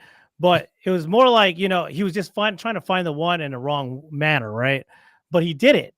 You know what I mean? He got it. And when I just moved from Hawaii just a little over a year ago, I just moved to Florida. If you don't know how Hawaii is, you don't want to fucking live there. I'm not talking about the pricing of things. I got money. If you got money, it ain't no thing. It's the fucking people in the politics side of things. But we can definitely really liberal. It's really liberal. Fuck yeah, bro. Fuck yeah. I will talk about that after. Let's talk about the financial shit first. But if I didn't have my buddy in my life, I don't know where the fuck I would be, honestly. I don't think I would have had my house, or homes. I have nice real estate because of him. Well, he's put me on a path of that, right? And he's the guy that, he's a positive influence, a positive role model, male, role model in my life that I always sought out. But he's like a brother, right? And we're the same age. The only thing is, I'm 36 and he's 36 too. But the only the only difference is he has a wife and 3 kids. Well, about to be 3. Me, I have an issue with finding a girl who doesn't want to fucking, backtalk me whenever I give her my boundaries and standards, because that's the issue that I'm coming up with now. I have a lot of pick-me girls, and when they see me, They're like, oh damn, he looks good. I want to fuck with him, and they're just gonna try and agree with everything that I do, and I don't like that. Like if you don't believe in what I'm telling you, then and you just want to just jump on board of everything I say without any consequences, that's not gonna be a good relationship. I need a girl that's not only on board but believes in like real traditional family values. You know what I mean? Like Yeah. that's the issue that I have right now. I can't. It's difficult for me to pick out the pick me's from the real me's. You know, Right. that's the issue that I have because the pick me's and the real me's, you don't know who they are until like after a few weeks of seeing them. You know, that's what sucks. And I keep picking the wrong girls because of that shit. Because if you're with a woman long enough, you get to see, their hobbies or their habits, on how they do shit. And it's like, last time I checked, I didn't like that kind of shit. I don't like a woman checking her fucking phone every 30 seconds, Like why? And then I would jokingly, fuck with these girls and be like, hey, why are you texting me when I'm right next to you, Like shit like that. And then it would irk them. And then they would they start insulting me immediately. I'm like, damn, just joking, like I like to joke a lot. I like to fuck around a lot. But now you're taking it to like another level where like you're calling me insecure. I'm like, have you seen my cock? I'm not that insecure. So, and you see what I have. I don't think I'm insecure about what I have and what I managed to get in my whole life. So I don't know why you're lashing out at me when I'm trying to have you in my life. Like I always tell a lot of girls that I'm genuinely interested in what I want. I want a nice feminine woman. I don't want an argumentative woman. Yes, we're gonna get our disagreements. I don't want a fucking robot either. I want someone to disagree with, some things, but not the most important things. I need a woman that believes in something other than herself, like God, and also I need a woman that I want to have children with, you know? Yeah, she's got And to have that she's gotta motherly have quality. Yeah. exactly. And I get a lot of flack for whenever I tell that to girls. They're like, "Oh, so you want to date your mom?" I'm like, no, where the fuck you get that shit? That's fucking disgusting. No, I I want want a to date a woman. woman I who's want to date a woman. capable of being a good mother. Yeah. Exactly. Makes sense. Yeah. Yeah. Everybody. Well, not a lot, but I've gotten a lot of flack from women. They're like, well, why don't you go date your mother? I'm like, you're a fucking idiot. Okay, this is not going to work out. Then I just, kick him to the curb. So that's the issue that I have. That's why my friend Heidi's always bashing on me. Like, all right, what kind of girl you got now? I'm like, God damn it, Heidi. It's not about that. I'm really trying to be celibate. I want to go celibate. It is, I did not realize how like 10 years ago, me, or even like 6 years ago, me, I could be an incel, like no problem. But now, because I'm a social guy and I like to do business and I like to touch grass a lot, is I like the business that I do. I like meeting new people. I like to get to know people. And sometimes I just happen to run into some women that like how I am. And that, I guess that is like a baddie. I'm not trying to go out here and fuck every girl walking, by the way. And I'm not saying that every girl I talk to fucking sleeps with me. It's not the case. I still get turned down like 90% of the time, which I'm fine with. The rejection is already out of my, fuck boy phase that I had before. I take rejection with a grain of salt now. That's another problem with these, upcoming, Z-Gen men. They fear rejection. You know what I mean? But the thing is, in order for you to actually speak to people, you got to know what the feeling of rejection is like, especially from a lot of women. If you don't feel rejection, you're just gonna go back and get angry. You can't be like that.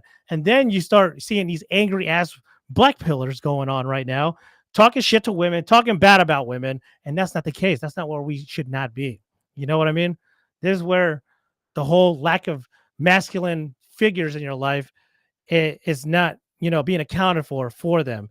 That means they had, I don't know, pretty, I don't know if they had a bad upbringing or they were basically, they lack the masculine figure. Like I said, I got lucky. I got one of my best friend years ago to teach me all these things, right?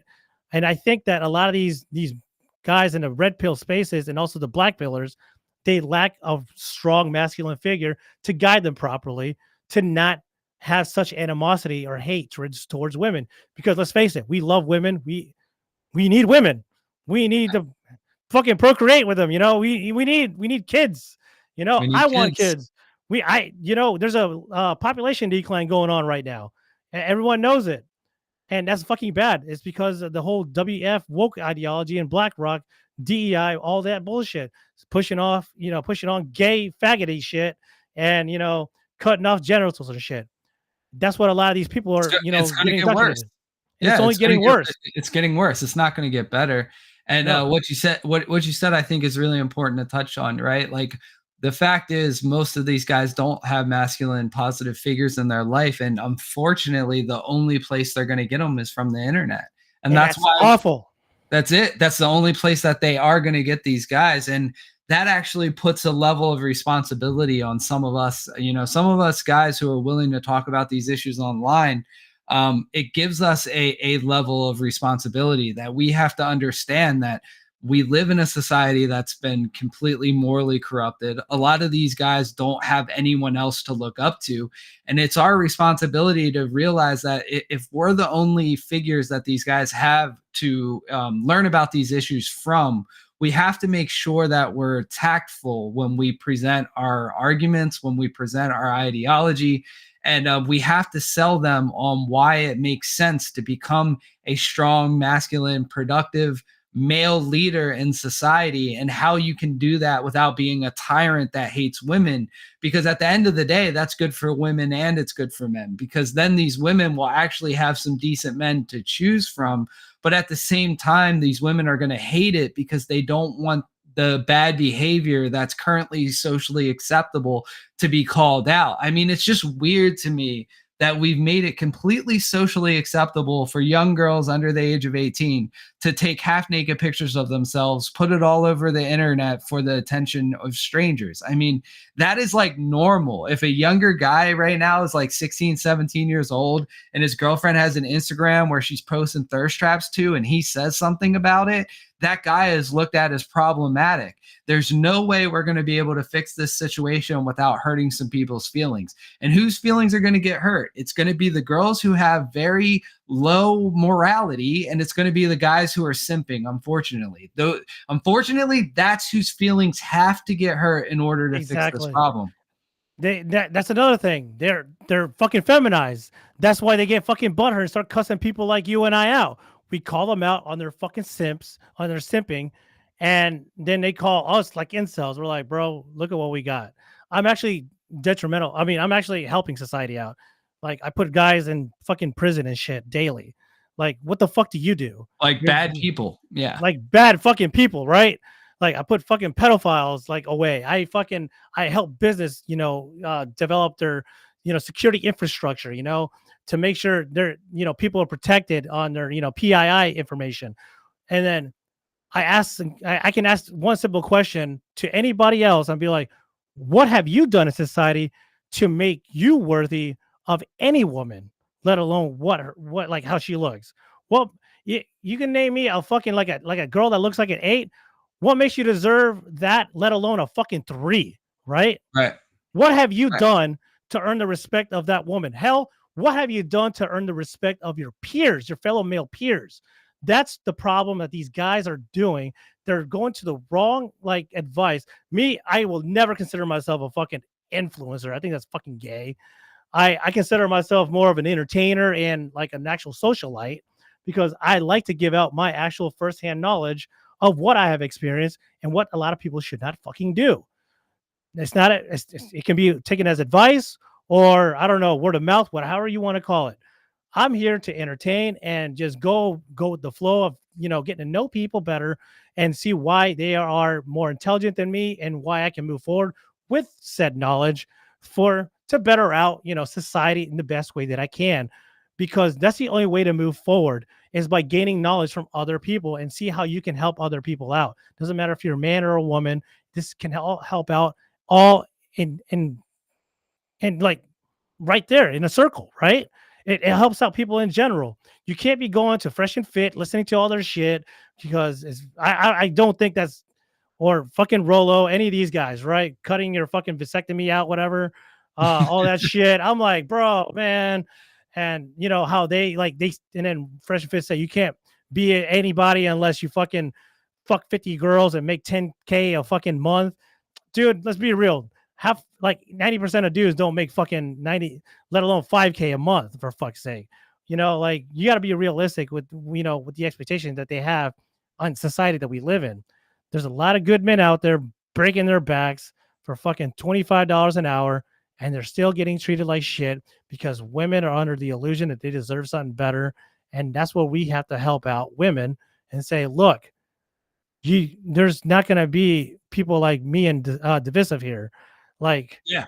you can have us, but I personally don't want more than one chick.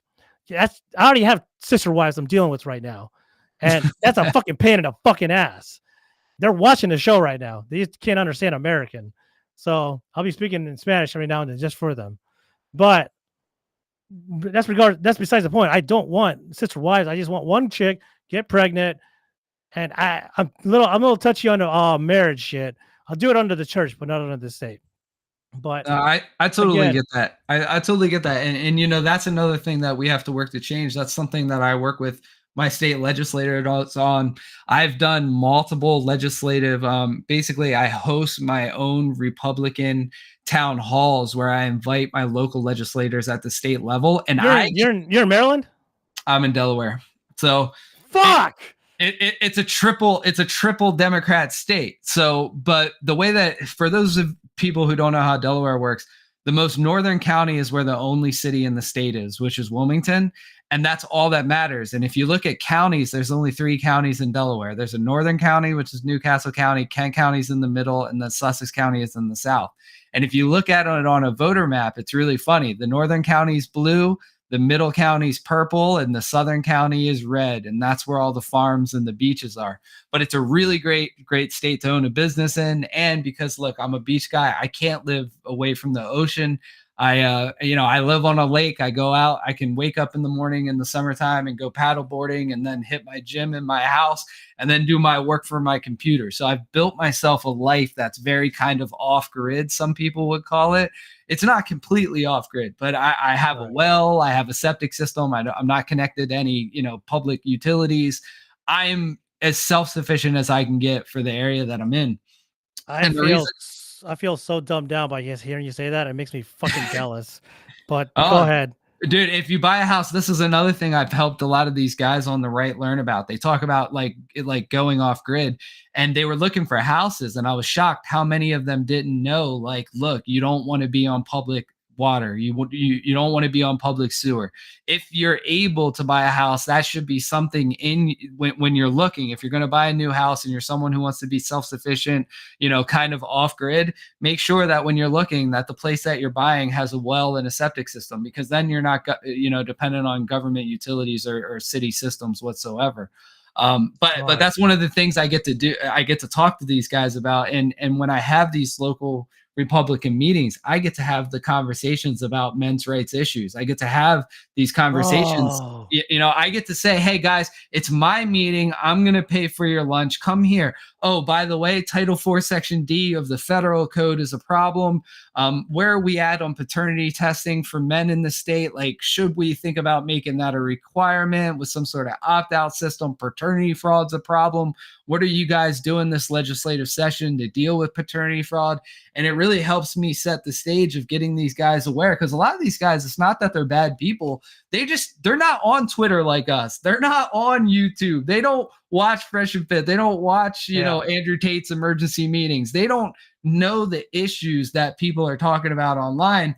So I'm able to bring these issues to their attention. And that's where I get my ability to speak in spaces, is because I'm used to doing it from these events and having these conversations with these campaigns. Bro, I'm so fucking jealous. I'm so glad we are fucking friends. Fuck. Yeah, come out. We'll go paddleboarding, man. I got a guest room. I got a guest room and a home gym. Hell yeah. I haven't gone to the gym in like a year. I just had surgery on my elbow, so I'll be able to lift weights in about a month. Thank fucking God. So yeah, I didn't get fat, thankfully, but I just got soft. I used to have such a nice body, bro. Then I went to Colombia. I took my shirt off. I was like, oh no, what is that? Dude, I got into an old man sport because, like, when I built my home gym, I started really slacking on cardio. And in the summertime, I paddleboard, so it's not a big deal. So a friend of mine invited me, because I work from home and I have a very flexible schedule.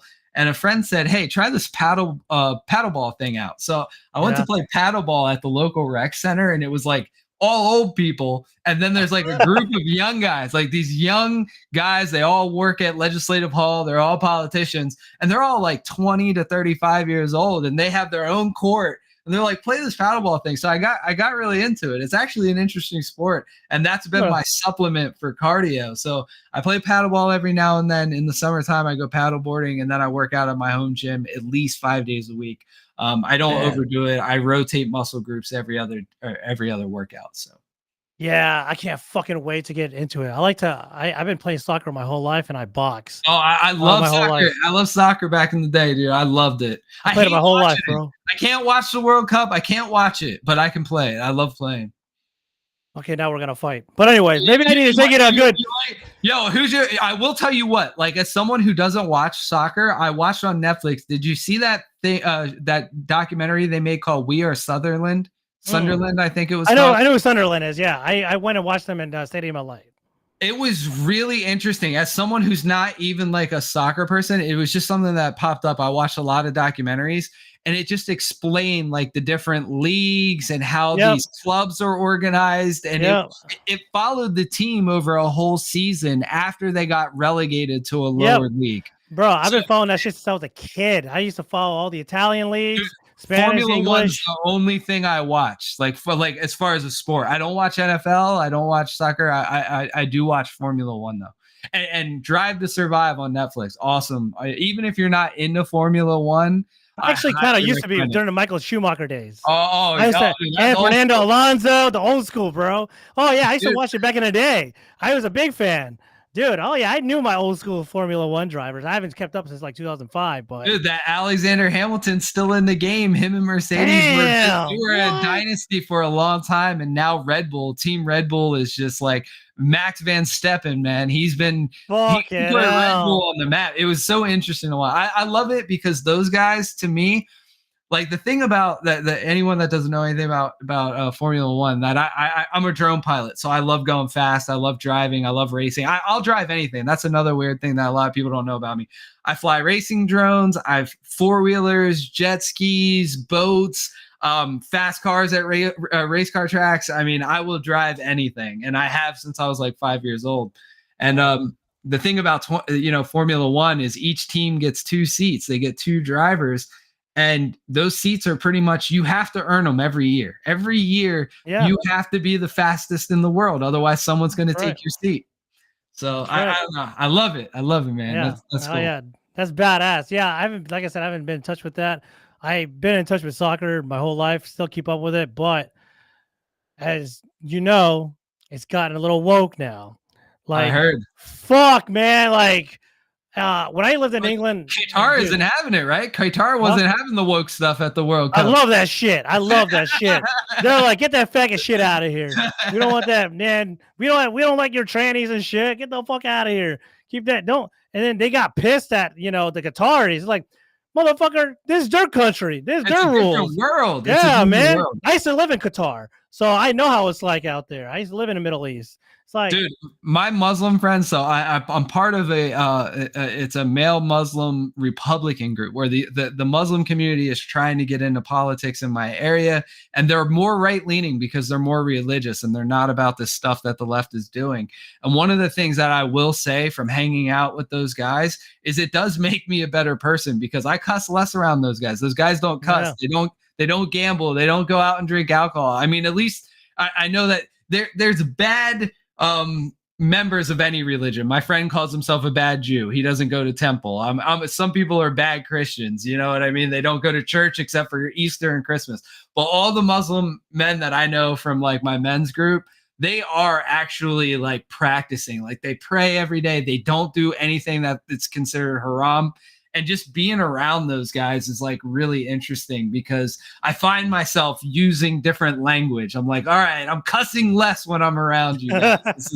This is a positive influence on my life. Yeah, my mom hates that I cuss so much. She's like, I haven't showed you how to fucking cuss like that. And I'm like, you just said fucking. She's like, because I'm around you pendejo, I'm like, all right. Slap, get the fuck out of here, woman. I'm just kidding. I would never do that to my mother. She's everything to me, man. But fuck, what was I gonna say? What were we talking about? Oh, the soccer woke shit. What pissed me off? You ever heard of this soccer player named Jordan Henderson? No. He used to be the captain for Liverpool for the last like 8-9 years or some shit. After Steven Gerrard left him, you heard that name, Steven Gerrard, at least? Yeah, I have heard of Steven. Yeah. He was like the Liverpool legend. He retired, a few years back. He retired out of LA fucking Galaxy.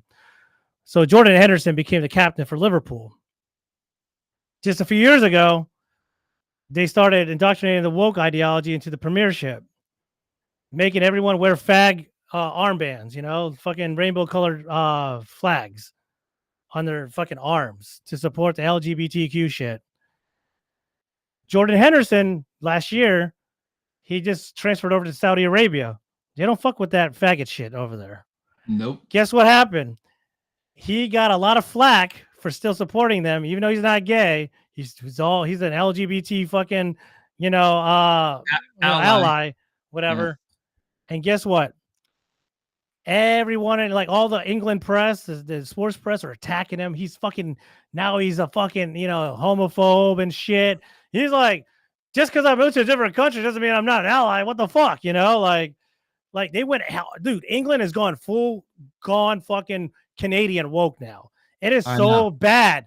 I used to live in England. I never experienced that kind of shit. Women are pretty goddamn base. I didn't really fuck with too many English chicks though when I lived there. I thought they were kind of hideous. And like, I'm not saying all of them were ugly, but a lot of them were. And something about like after they turn 18, they just start smoking cigarettes nonstop and drinking nonstop. So by the time they're 19, they look like they aged 20 years. Dude, it's so fucking bad over there, bro. But anyways, the whole woke ideology thing, I definitely want to hit this up a little bit, is definitely ruining everything right now. How it's being pushed to different countries. And what I love is a lot of the African countries right now are pushing back on it, with Uganda, Nigeria and shit like that. They're like, man, y'all keep that fucking faggot shit away. You know what I mean? And I am loving that shit. And then you have America call them homophobes and shit like that. It's like, dude, quit trying to push your fucking ideology to them. They have unlimited resources and money. They don't need your fucking money, America. We have an issue where we are losing traditionalism due to this woke ideology being pushed by WEF. But guess what? I just came to find out recently, WEF is now considered more of the face of the actual woke ideology, but not the woke ideology anymore, because it's infiltrated all the 90% of businesses around the world now. Yeah. It is so bad, and it sucks, man. The only way to kill it is I'm gonna say it. It's gonna kill itself by people cutting their genitals off and keep pushing this gay agenda like it's like a normalcy. And guess what? Those people that believe in that, they're gonna die off. That's basically slow human extinction, along with the fake meats that Bill Gates is pushing because he was bullied as a fucking kid and as a fucking adult. He's a fucking faggot.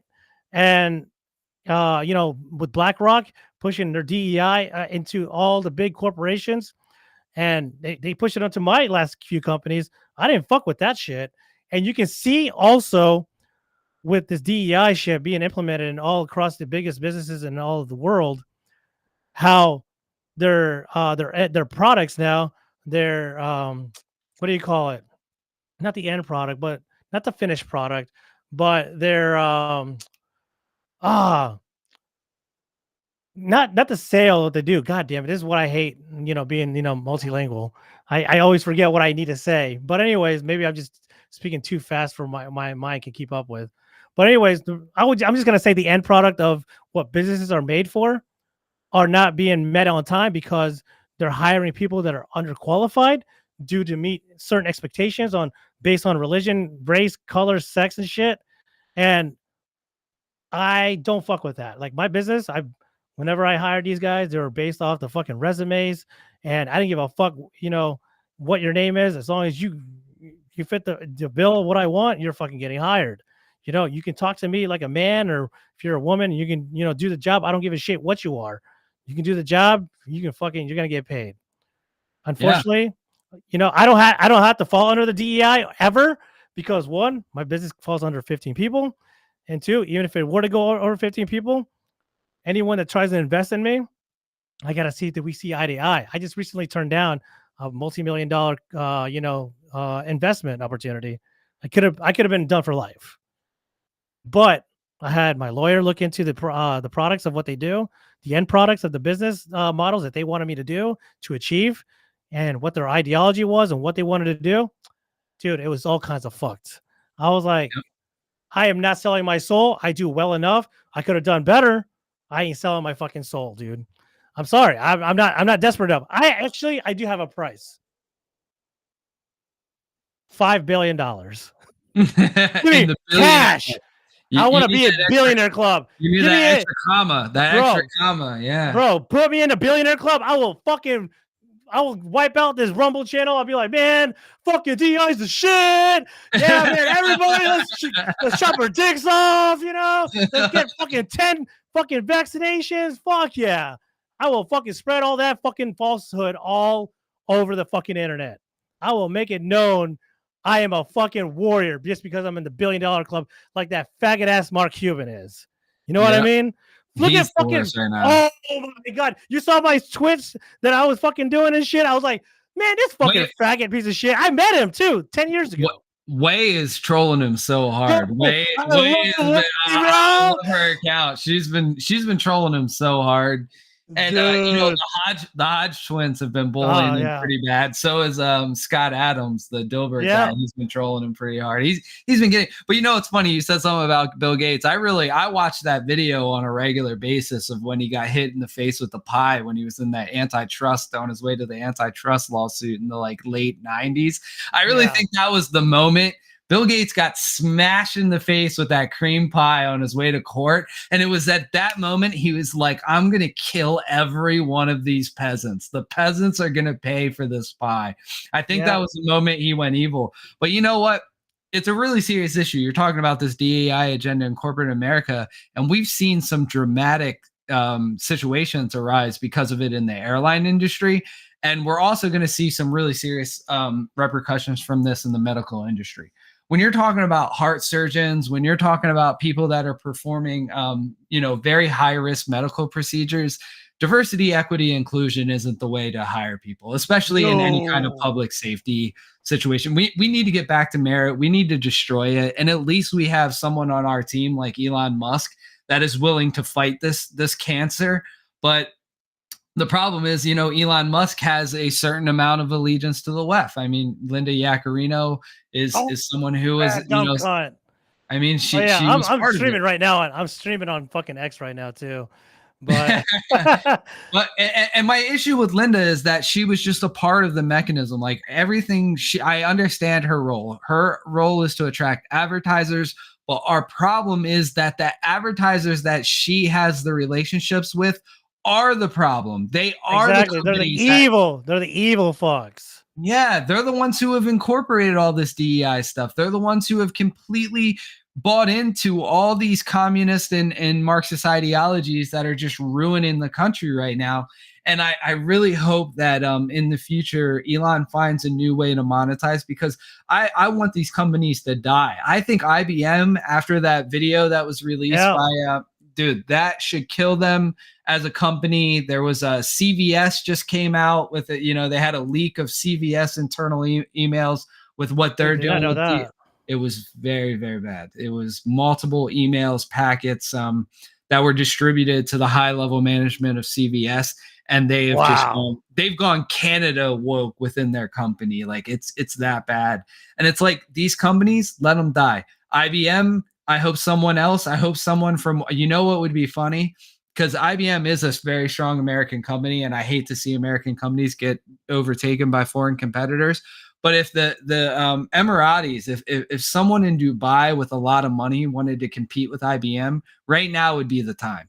Now would be the time to say, you know what, we're going to make a better product. We have the resources, we have the money, and people don't like what they just got in trouble doing. So, and I'm telling you right now, these companies, Dubai is the new jewel of the economic world. If you're someone that's in business, and it doesn't just have to do with the money. People always ask me, like, why are you so interested in what's going on in Dubai? Well, the reason I'm interested is because when you think about a global world economy, Dubai, its location allows it to be a hub for economic activity and some of the most the widest range of areas in the world.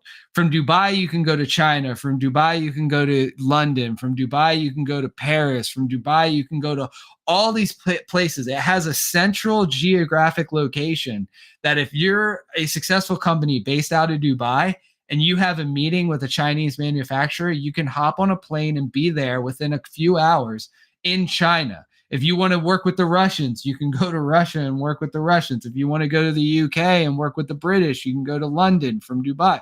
You can go to all these places. The one thing that America has working against us, and it's a benefit for our national security, but it is a hindrance for our global economic activity, is that we're surrounded by water and we're separated from the rest of these places. We're separated from Europe. We're separated from Africa. We're separated from, Asia and India.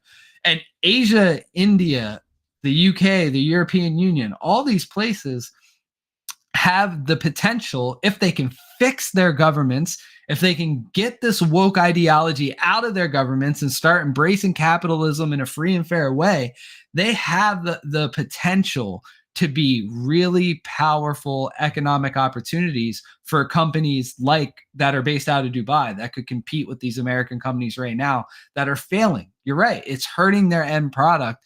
And end product. That's what I meant to say. There you go. That's the word I was looking for. I think you said that. So no, I thought it said something else, but yeah, the end product. Yeah, it's hurting the end product, or that the actual end service that you're getting. Now is the time where these guys do have the money. They have the advantage of being the central location for the globe. When I say central location for the globe, I know what you mean.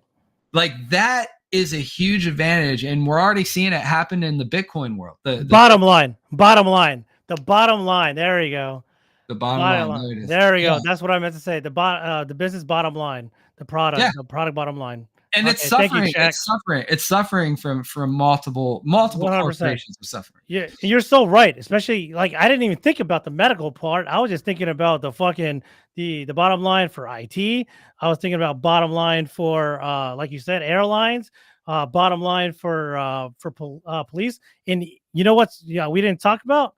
Bottom line for military. Dude, it's destroyed. It's destroying them. Bro, that's why I saw that shit in 2011 when I was getting the fuck out. Like, that's what I got out in 2012, bro. They whenever they pushed that faggot acceptance back in 2010, I was like, I didn't think too much of it, and then I realized how soft the military's gone. But I joined boot camp in 2005. Funny story. I got called a faggot, a spick, a nig. I got called everything back then. It was funny to me because of me. And my whole my whole squadron, we did a lot of exercising because I laughed at everything, and I thought it was just funny how I had like a little 4 foot tall like training instructor, like a little Mexican chick, just yelling at me and yelling at everybody. She was a funny fucking TI. Fast forward, not even like 6, 7 years later, I had a troop under me when I was right before separating from the military. Come to find out, well, there was a big rape scandal that occurred also, oral rape scandal. I say that with quotes because the fact that a lot of these girls started coming out saying their TIs were raping these girls. I kind of like half believe that, and then the other half I don't believe it because this is before the Me Too movement, mind you. So I say I only half believe that because I do believe some were, and then the other half just kind of jumped on a bandwagon of saying, oh, they're getting some good press. Maybe I'll jump on board of that. These false accusations and going on.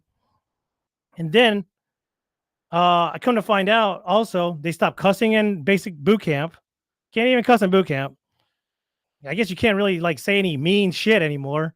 Like, how is that possible? I literally, like I was saying, my last base, I had this troop that came under me. I didn't think anything bad about him. He was only 18 years old, and I told him to take a trash out on a Friday. I let him. I was such a good boss. I let everyone leave early, all the time, and I would cover for them, for my bosses. If there's nothing to do, don't do shit. Just go home. I'll cover for you. I'll tell them you're at the dentist or some shit. The kid did not take out the fucking trash. So it smelled pretty bad in my office, that trash being there all weekend. So I tell him, hey, Airman, you did when I tell you to take out the trash, please take out the fucking trash. Now it smells in here. Now you can do it and go bring some some pine sol or something and clean the area. He's like, yes, sir. You know what this fucking asshole did? He took the trash out, but didn't come back with any cleaning supplies. He goes to what you call my first sergeant. They're like the authoritarians of like this squadron units that you're at. They're like kind of like the police, guys. They're the ones like what you call I have my bosses, my commanders and shit like that, but he's like the authoritarian guy when it comes to like breaking the law, rules and shit like that. He calls me in his office and I'm like, why the fuck does the first sergeant need me? Like, I haven't done anything bad yet. I'm not gonna lie, I was pretty fucking like Honda cuss, pretty fucked up, military guy. I got away with a lot of shit back then, and I didn't get away with a lot of shit back then that definitely couldn't get away with now. We can get in that some other time. I get called in his office. I'm like, hey, what's up, shirt? And I was really comfortable with talking to him like that. But then all of a sudden he goes, oh, that's how you address your first sergeant? I'm like, well, shit, I'm sorry, sir. Is there an issue? He's like, from now on, you can't be talking to your troops and talking down on them. I'm like, talking down? I was confused. Like, I didn't cuss I didn't cuss him out. I just told him to take the fucking trash out. That was it. I've been told way worse by my supervisors. I didn't go and cry about it. He literally went and cried to him, and I got written up for some bullshit that I was like, what? We literally got to treat these new airmen and these new kids like fucking babies now, children. Got to fucking baby them. I was like, this is fucking insane. There's no way I'm going to deploy. I've deployed many times to the most fucked up areas in the world, shot at and shit. Ain't no fucking way I'm going to have someone like that cover my fucking back and then go cry whenever they hear any type of explosion, even a firework. Like, this is the kind of fucking military that we're dealing with now. They're low on recruiting numbers right now. Everyone's fat as fuck. And I started seeing that within the military. You see all these fat motherfuckers who always came up with excuses not to do their fucking yearly PT runs. It became double runs for anyone that made under 90. Luckily for me, I didn't have to even work out, and I got hundreds of my PT tests. I could just crush them. And yet you have these fucking faggot ass softies or people that were even longer, like in the military longer than me, just let themselves go, bro. I'm like, there's no way I can deploy with somebody like that. There's just no fucking way. And they're just getting fat. And then they do, whenever someone gets fat, they always make an excuse, and it's called a profile program. It's whenever they make up some shit, they go to the doctor and get it like a fucking piece of paper saying, oh, they cannot perform this for like a fucking 8 months or some shit. I'm like, 8 months? Oh my God, dude. They just get fatter, lazier. That's the fucking military now. And now they've gotten full on woke. I saw it as a contractor because I was a contractor for the government for 8 years until a year and a half ago now. And I can speak on this pretty highly now since I don't work for assholes like that anymore. Guess what? They wanted me to fucking start saying pronouns within fucking emails with my last government contract job. I was like, no, absolutely fucking not, bro. So you guys already fucking made me do one thing that I was fucking refusing. Please don't hate me when I tell you this. I got vaccinated, all right? Only because I didn't have the money yet that I accumulated to be in the position I'm in now. To say no.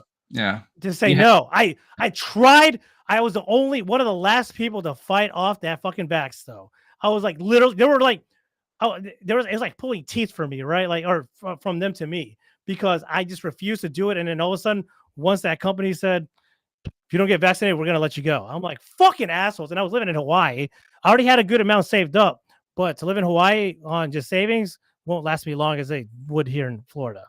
So I had to fucking do it. And that's the force that we're dealing with right now in America, being forced to do shit against your will. What happened to fucking free speech? What happened to free will, without doing any harm to anybody? Whatever happened to that? Tell me what the fuck happened there.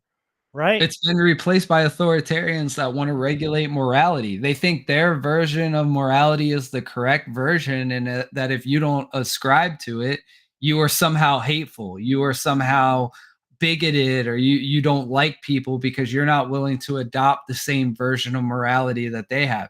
And it's extremely dangerous, man. We do have to have morality in society. And one of the things I think is like super dangerous in the military or wherever else is this mentality that you can do whatever you want as long as it doesn't hurt somebody else. Well, that doesn't make sense in a logical society, because society doesn't exist in a vacuum, right? I see this Right. from like the porn. They make this argument for porn all the time. They're like, well, they should be able to do porn because it doesn't affect anyone else but them, and they're not hurting anybody. And it's like, you don't understand second order, third order, fourth order consequences.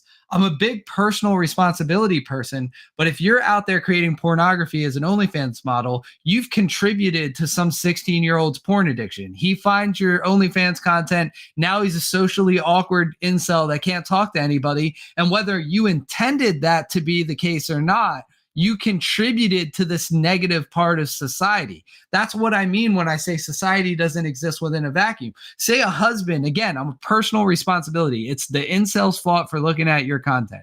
A husband gets caught watching your OnlyFans content, and now him and his wife are divorced, and the kids' whole lives are ruined.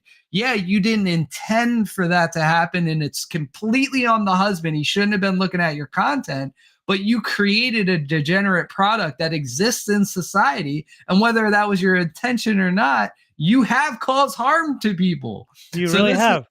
You have. And it doesn't matter if that's your intention behind it. And again, I am a personal responsibility person, and it's ultimately those people's faults for consuming your content. But we have to get away from this mentality that society exists in a vacuum and everybody should be able to do whatever they want as long as it doesn't hurt nobody else. Well, you have to make the stipulation that even second order, third order, fourth order consequences of the things you do aren't causing harm to other people. Because that's where we get people are just so short. It's TikTok brain. They can it's TikTok brain. They can only see the first order consequence of something. I hit you in the face. That's the consequence. They don't realize, okay, well, I hit this guy in the face and now he's out of work and he can't work. And maybe he had a bill due and he didn't pay that bill and now he gets his electricity turned off. They can't follow the extra steps of these consequences. And that's why we have so much degeneracy in society. And that's the only argument I have when I battle against libertarians, because I used to be a libertarian. I grew up reading Ron Paul. And what I realized is the problem with that ideology is libertarian would be a great form of government if we were all self-sufficient and didn't exist in a society where we have interactions with each other and communities that we all pull our money to maintain.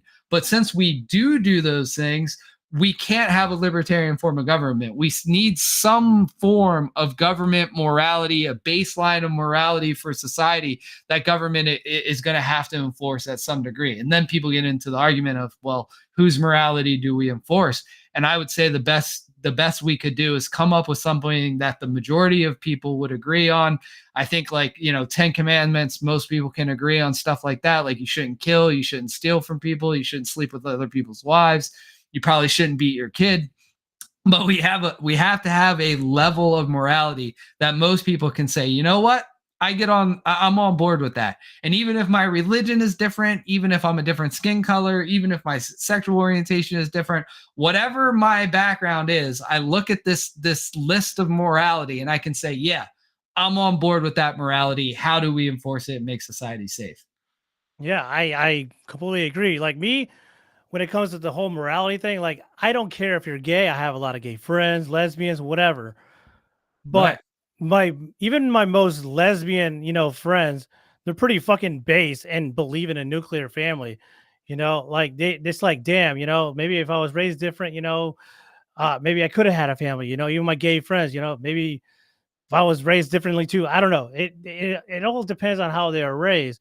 And this is not me hating any homosexuals at all. The only people I dislike the most are the transgenders that are pushing this shit towards our kids.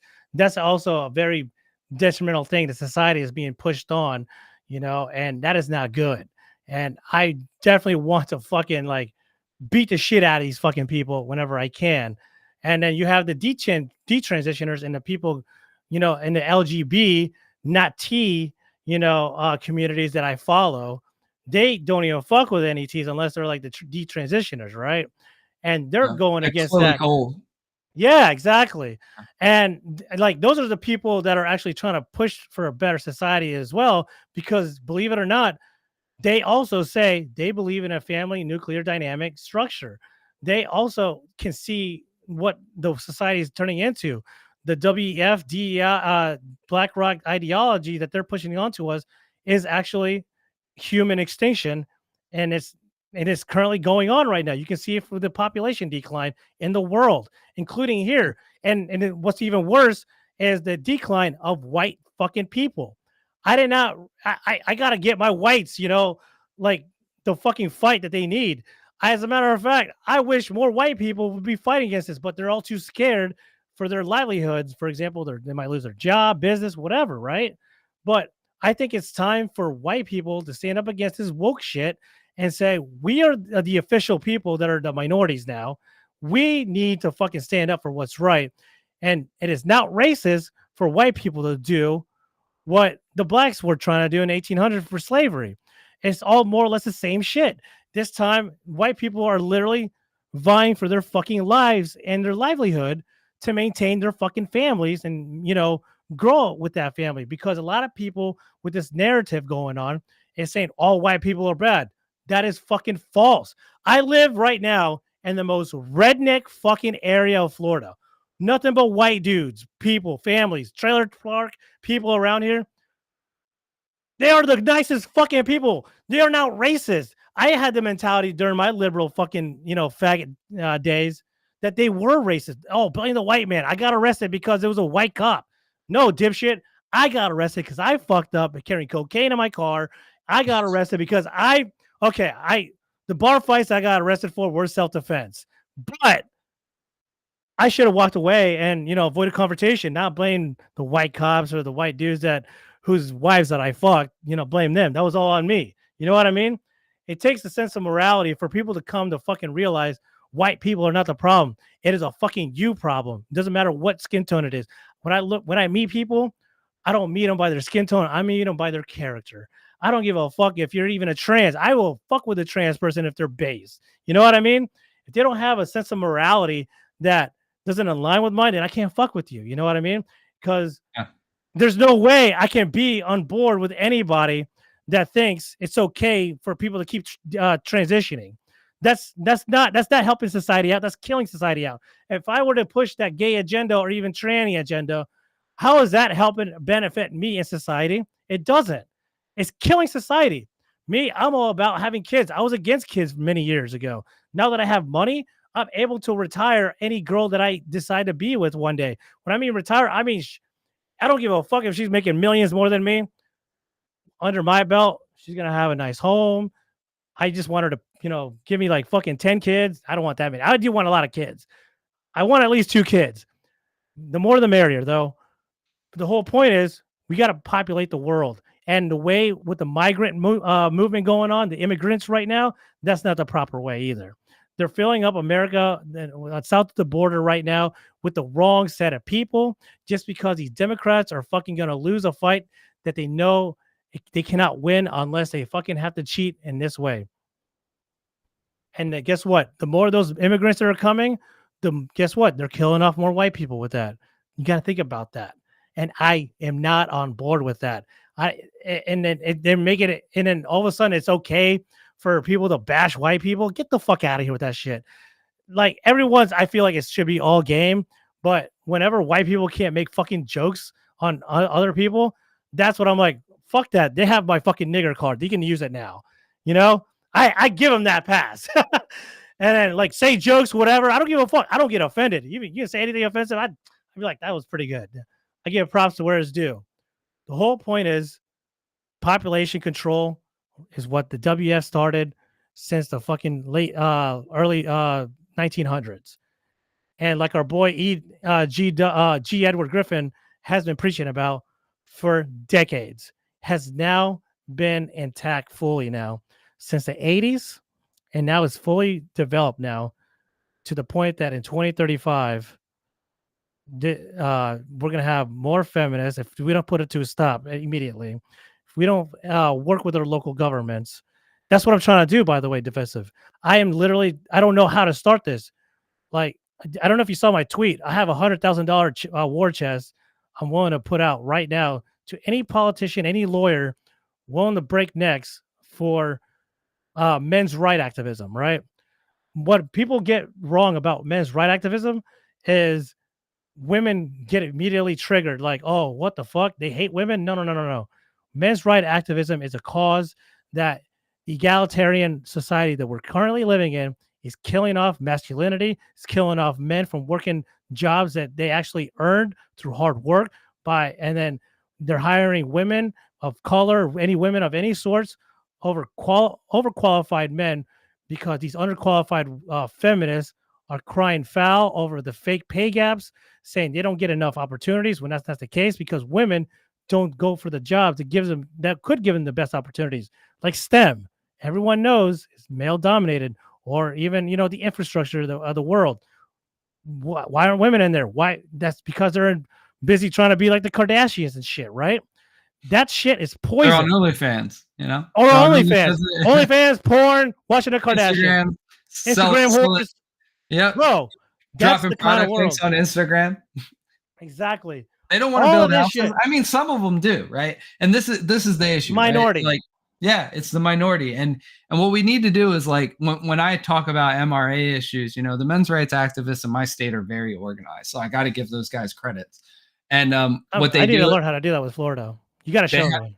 They have an extremely coherent platform. They have a marketing strategy. They spend ads. They get ads on local radio stations. They run it on different religious radio stations. They also have online advertising.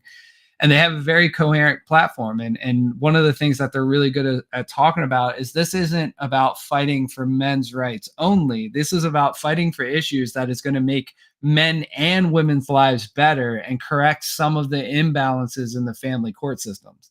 Because one of the biggest issues is the severe bias in the family court system when it comes to things like child custody, alimony. These things are severely broken, and there's a monetary reason. Just like you touched on immigration. Immigration is a wealth transfer. Like, people need to get better at understanding how to talk about immigration as a wealth transfer. And you say that, and most people think that I mean wealth transfer from American taxpayers to immigrants. But that's not the wealth transfer. The wealth transfer is from American taxpayers, which is people of every color and gender and religion, to the corporations who provide the services for the immigrants. It's a way to wash money at a massive scale. So when you talk about something like the immigration crisis without mentioning how it's a wealth transfer, the way the game is played is you get these government organizations, these NGOs, these non-government organizations, you get these corporations where they provide services for these illegal aliens. The aliens go to a processing center. Now they're given a cell phone. Now they're given a bus ticket. Now they're put up in a hotel. Now they're put on an airplane.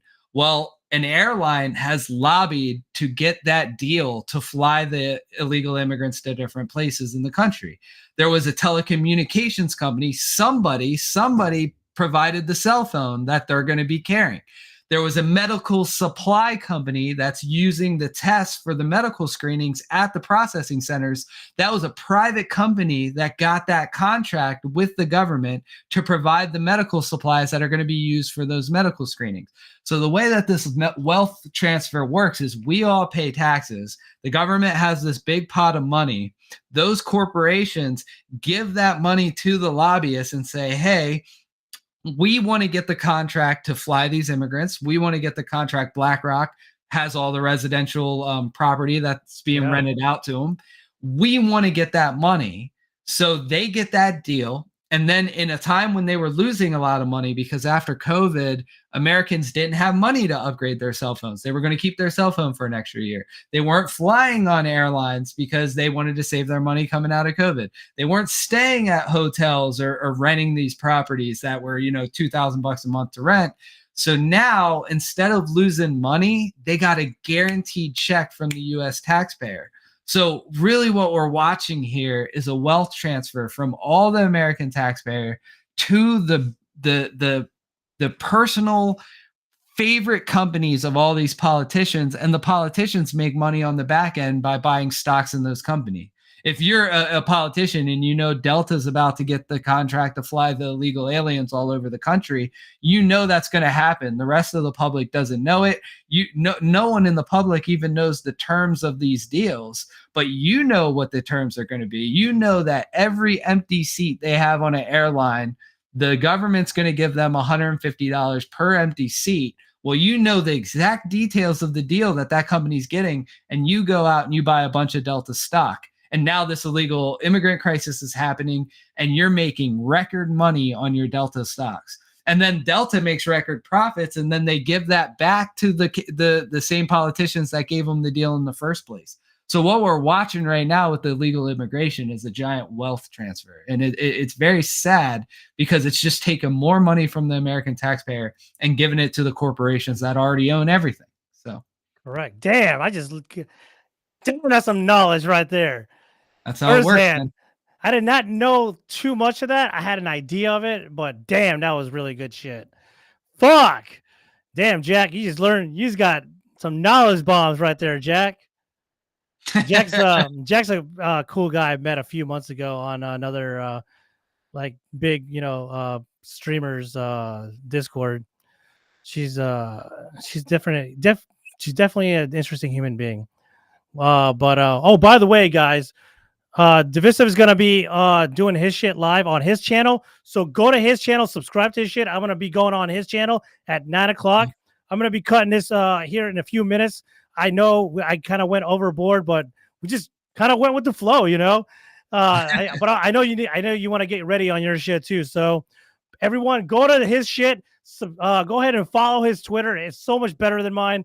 I mean, I just troll. He drops knowledge bombs. And I only drop knowledge bombs from people he knows and I know. It's not really all my shit. So follow his shit. Get on his fucking Rumble. Get them numbers up for him. I didn't put your YouTube on there because I don't fuck with YouTube, even though I'm live on YouTube. But I'm pretty sure I'm gonna get fucking suspended. You definitely said a few words that YouTube's gonna kick this video off. Definitely. I don't give a fuck because I'm not relying on YouTube, thank God, or Twitch. I'm on Twitch too. Dude, I was worried. I thought Kick was going to be based, but I was looking at some of their terms of service. It's like on Kick, you can be a booby streamer and you can do a gambling stream, but if you call someone a retard, you get kicked off. I mean, it's weird. It's like, what's going on? Dude, I have a lot of friends. I did a stream with the Kick Joker on Tuesday, and he's really good, but they have like a rule for like excessive profanity. They have a rule for what quote unquote hate speech, and it's like retard is considered hate speech. So you can literally be on there gambling and not mark it as like 18 plus content. But if you go on there and you say the word retard and you don't make it as 18 plus content, you can get removed. So I was hoping Kick was going to be another like free speech platform, but right now it looks like only Rumble and X is what we got. And we better use it while we have it. So I really do appreciate you having me on, Cheeks. Let's push it to 9:30. We'll be live on my channel at 9:30. And I really appreciate the conversation. It was good. And if you have any questions about politics or any of this stuff, feel free to ask me anytime. Yeah, guys. So again, I have his shit right here on the bottom, Divisive content. So we're gonna be live at 9:30. All right, guys. So we're gonna be diving in deep on another shit. Anyways, thanks again for coming to my channel. This was fucking awesome kickoff. So I'll see you again, and in a little over an hour. All right, everyone, jump on his shit. Stay on if you can't stay on for just a second.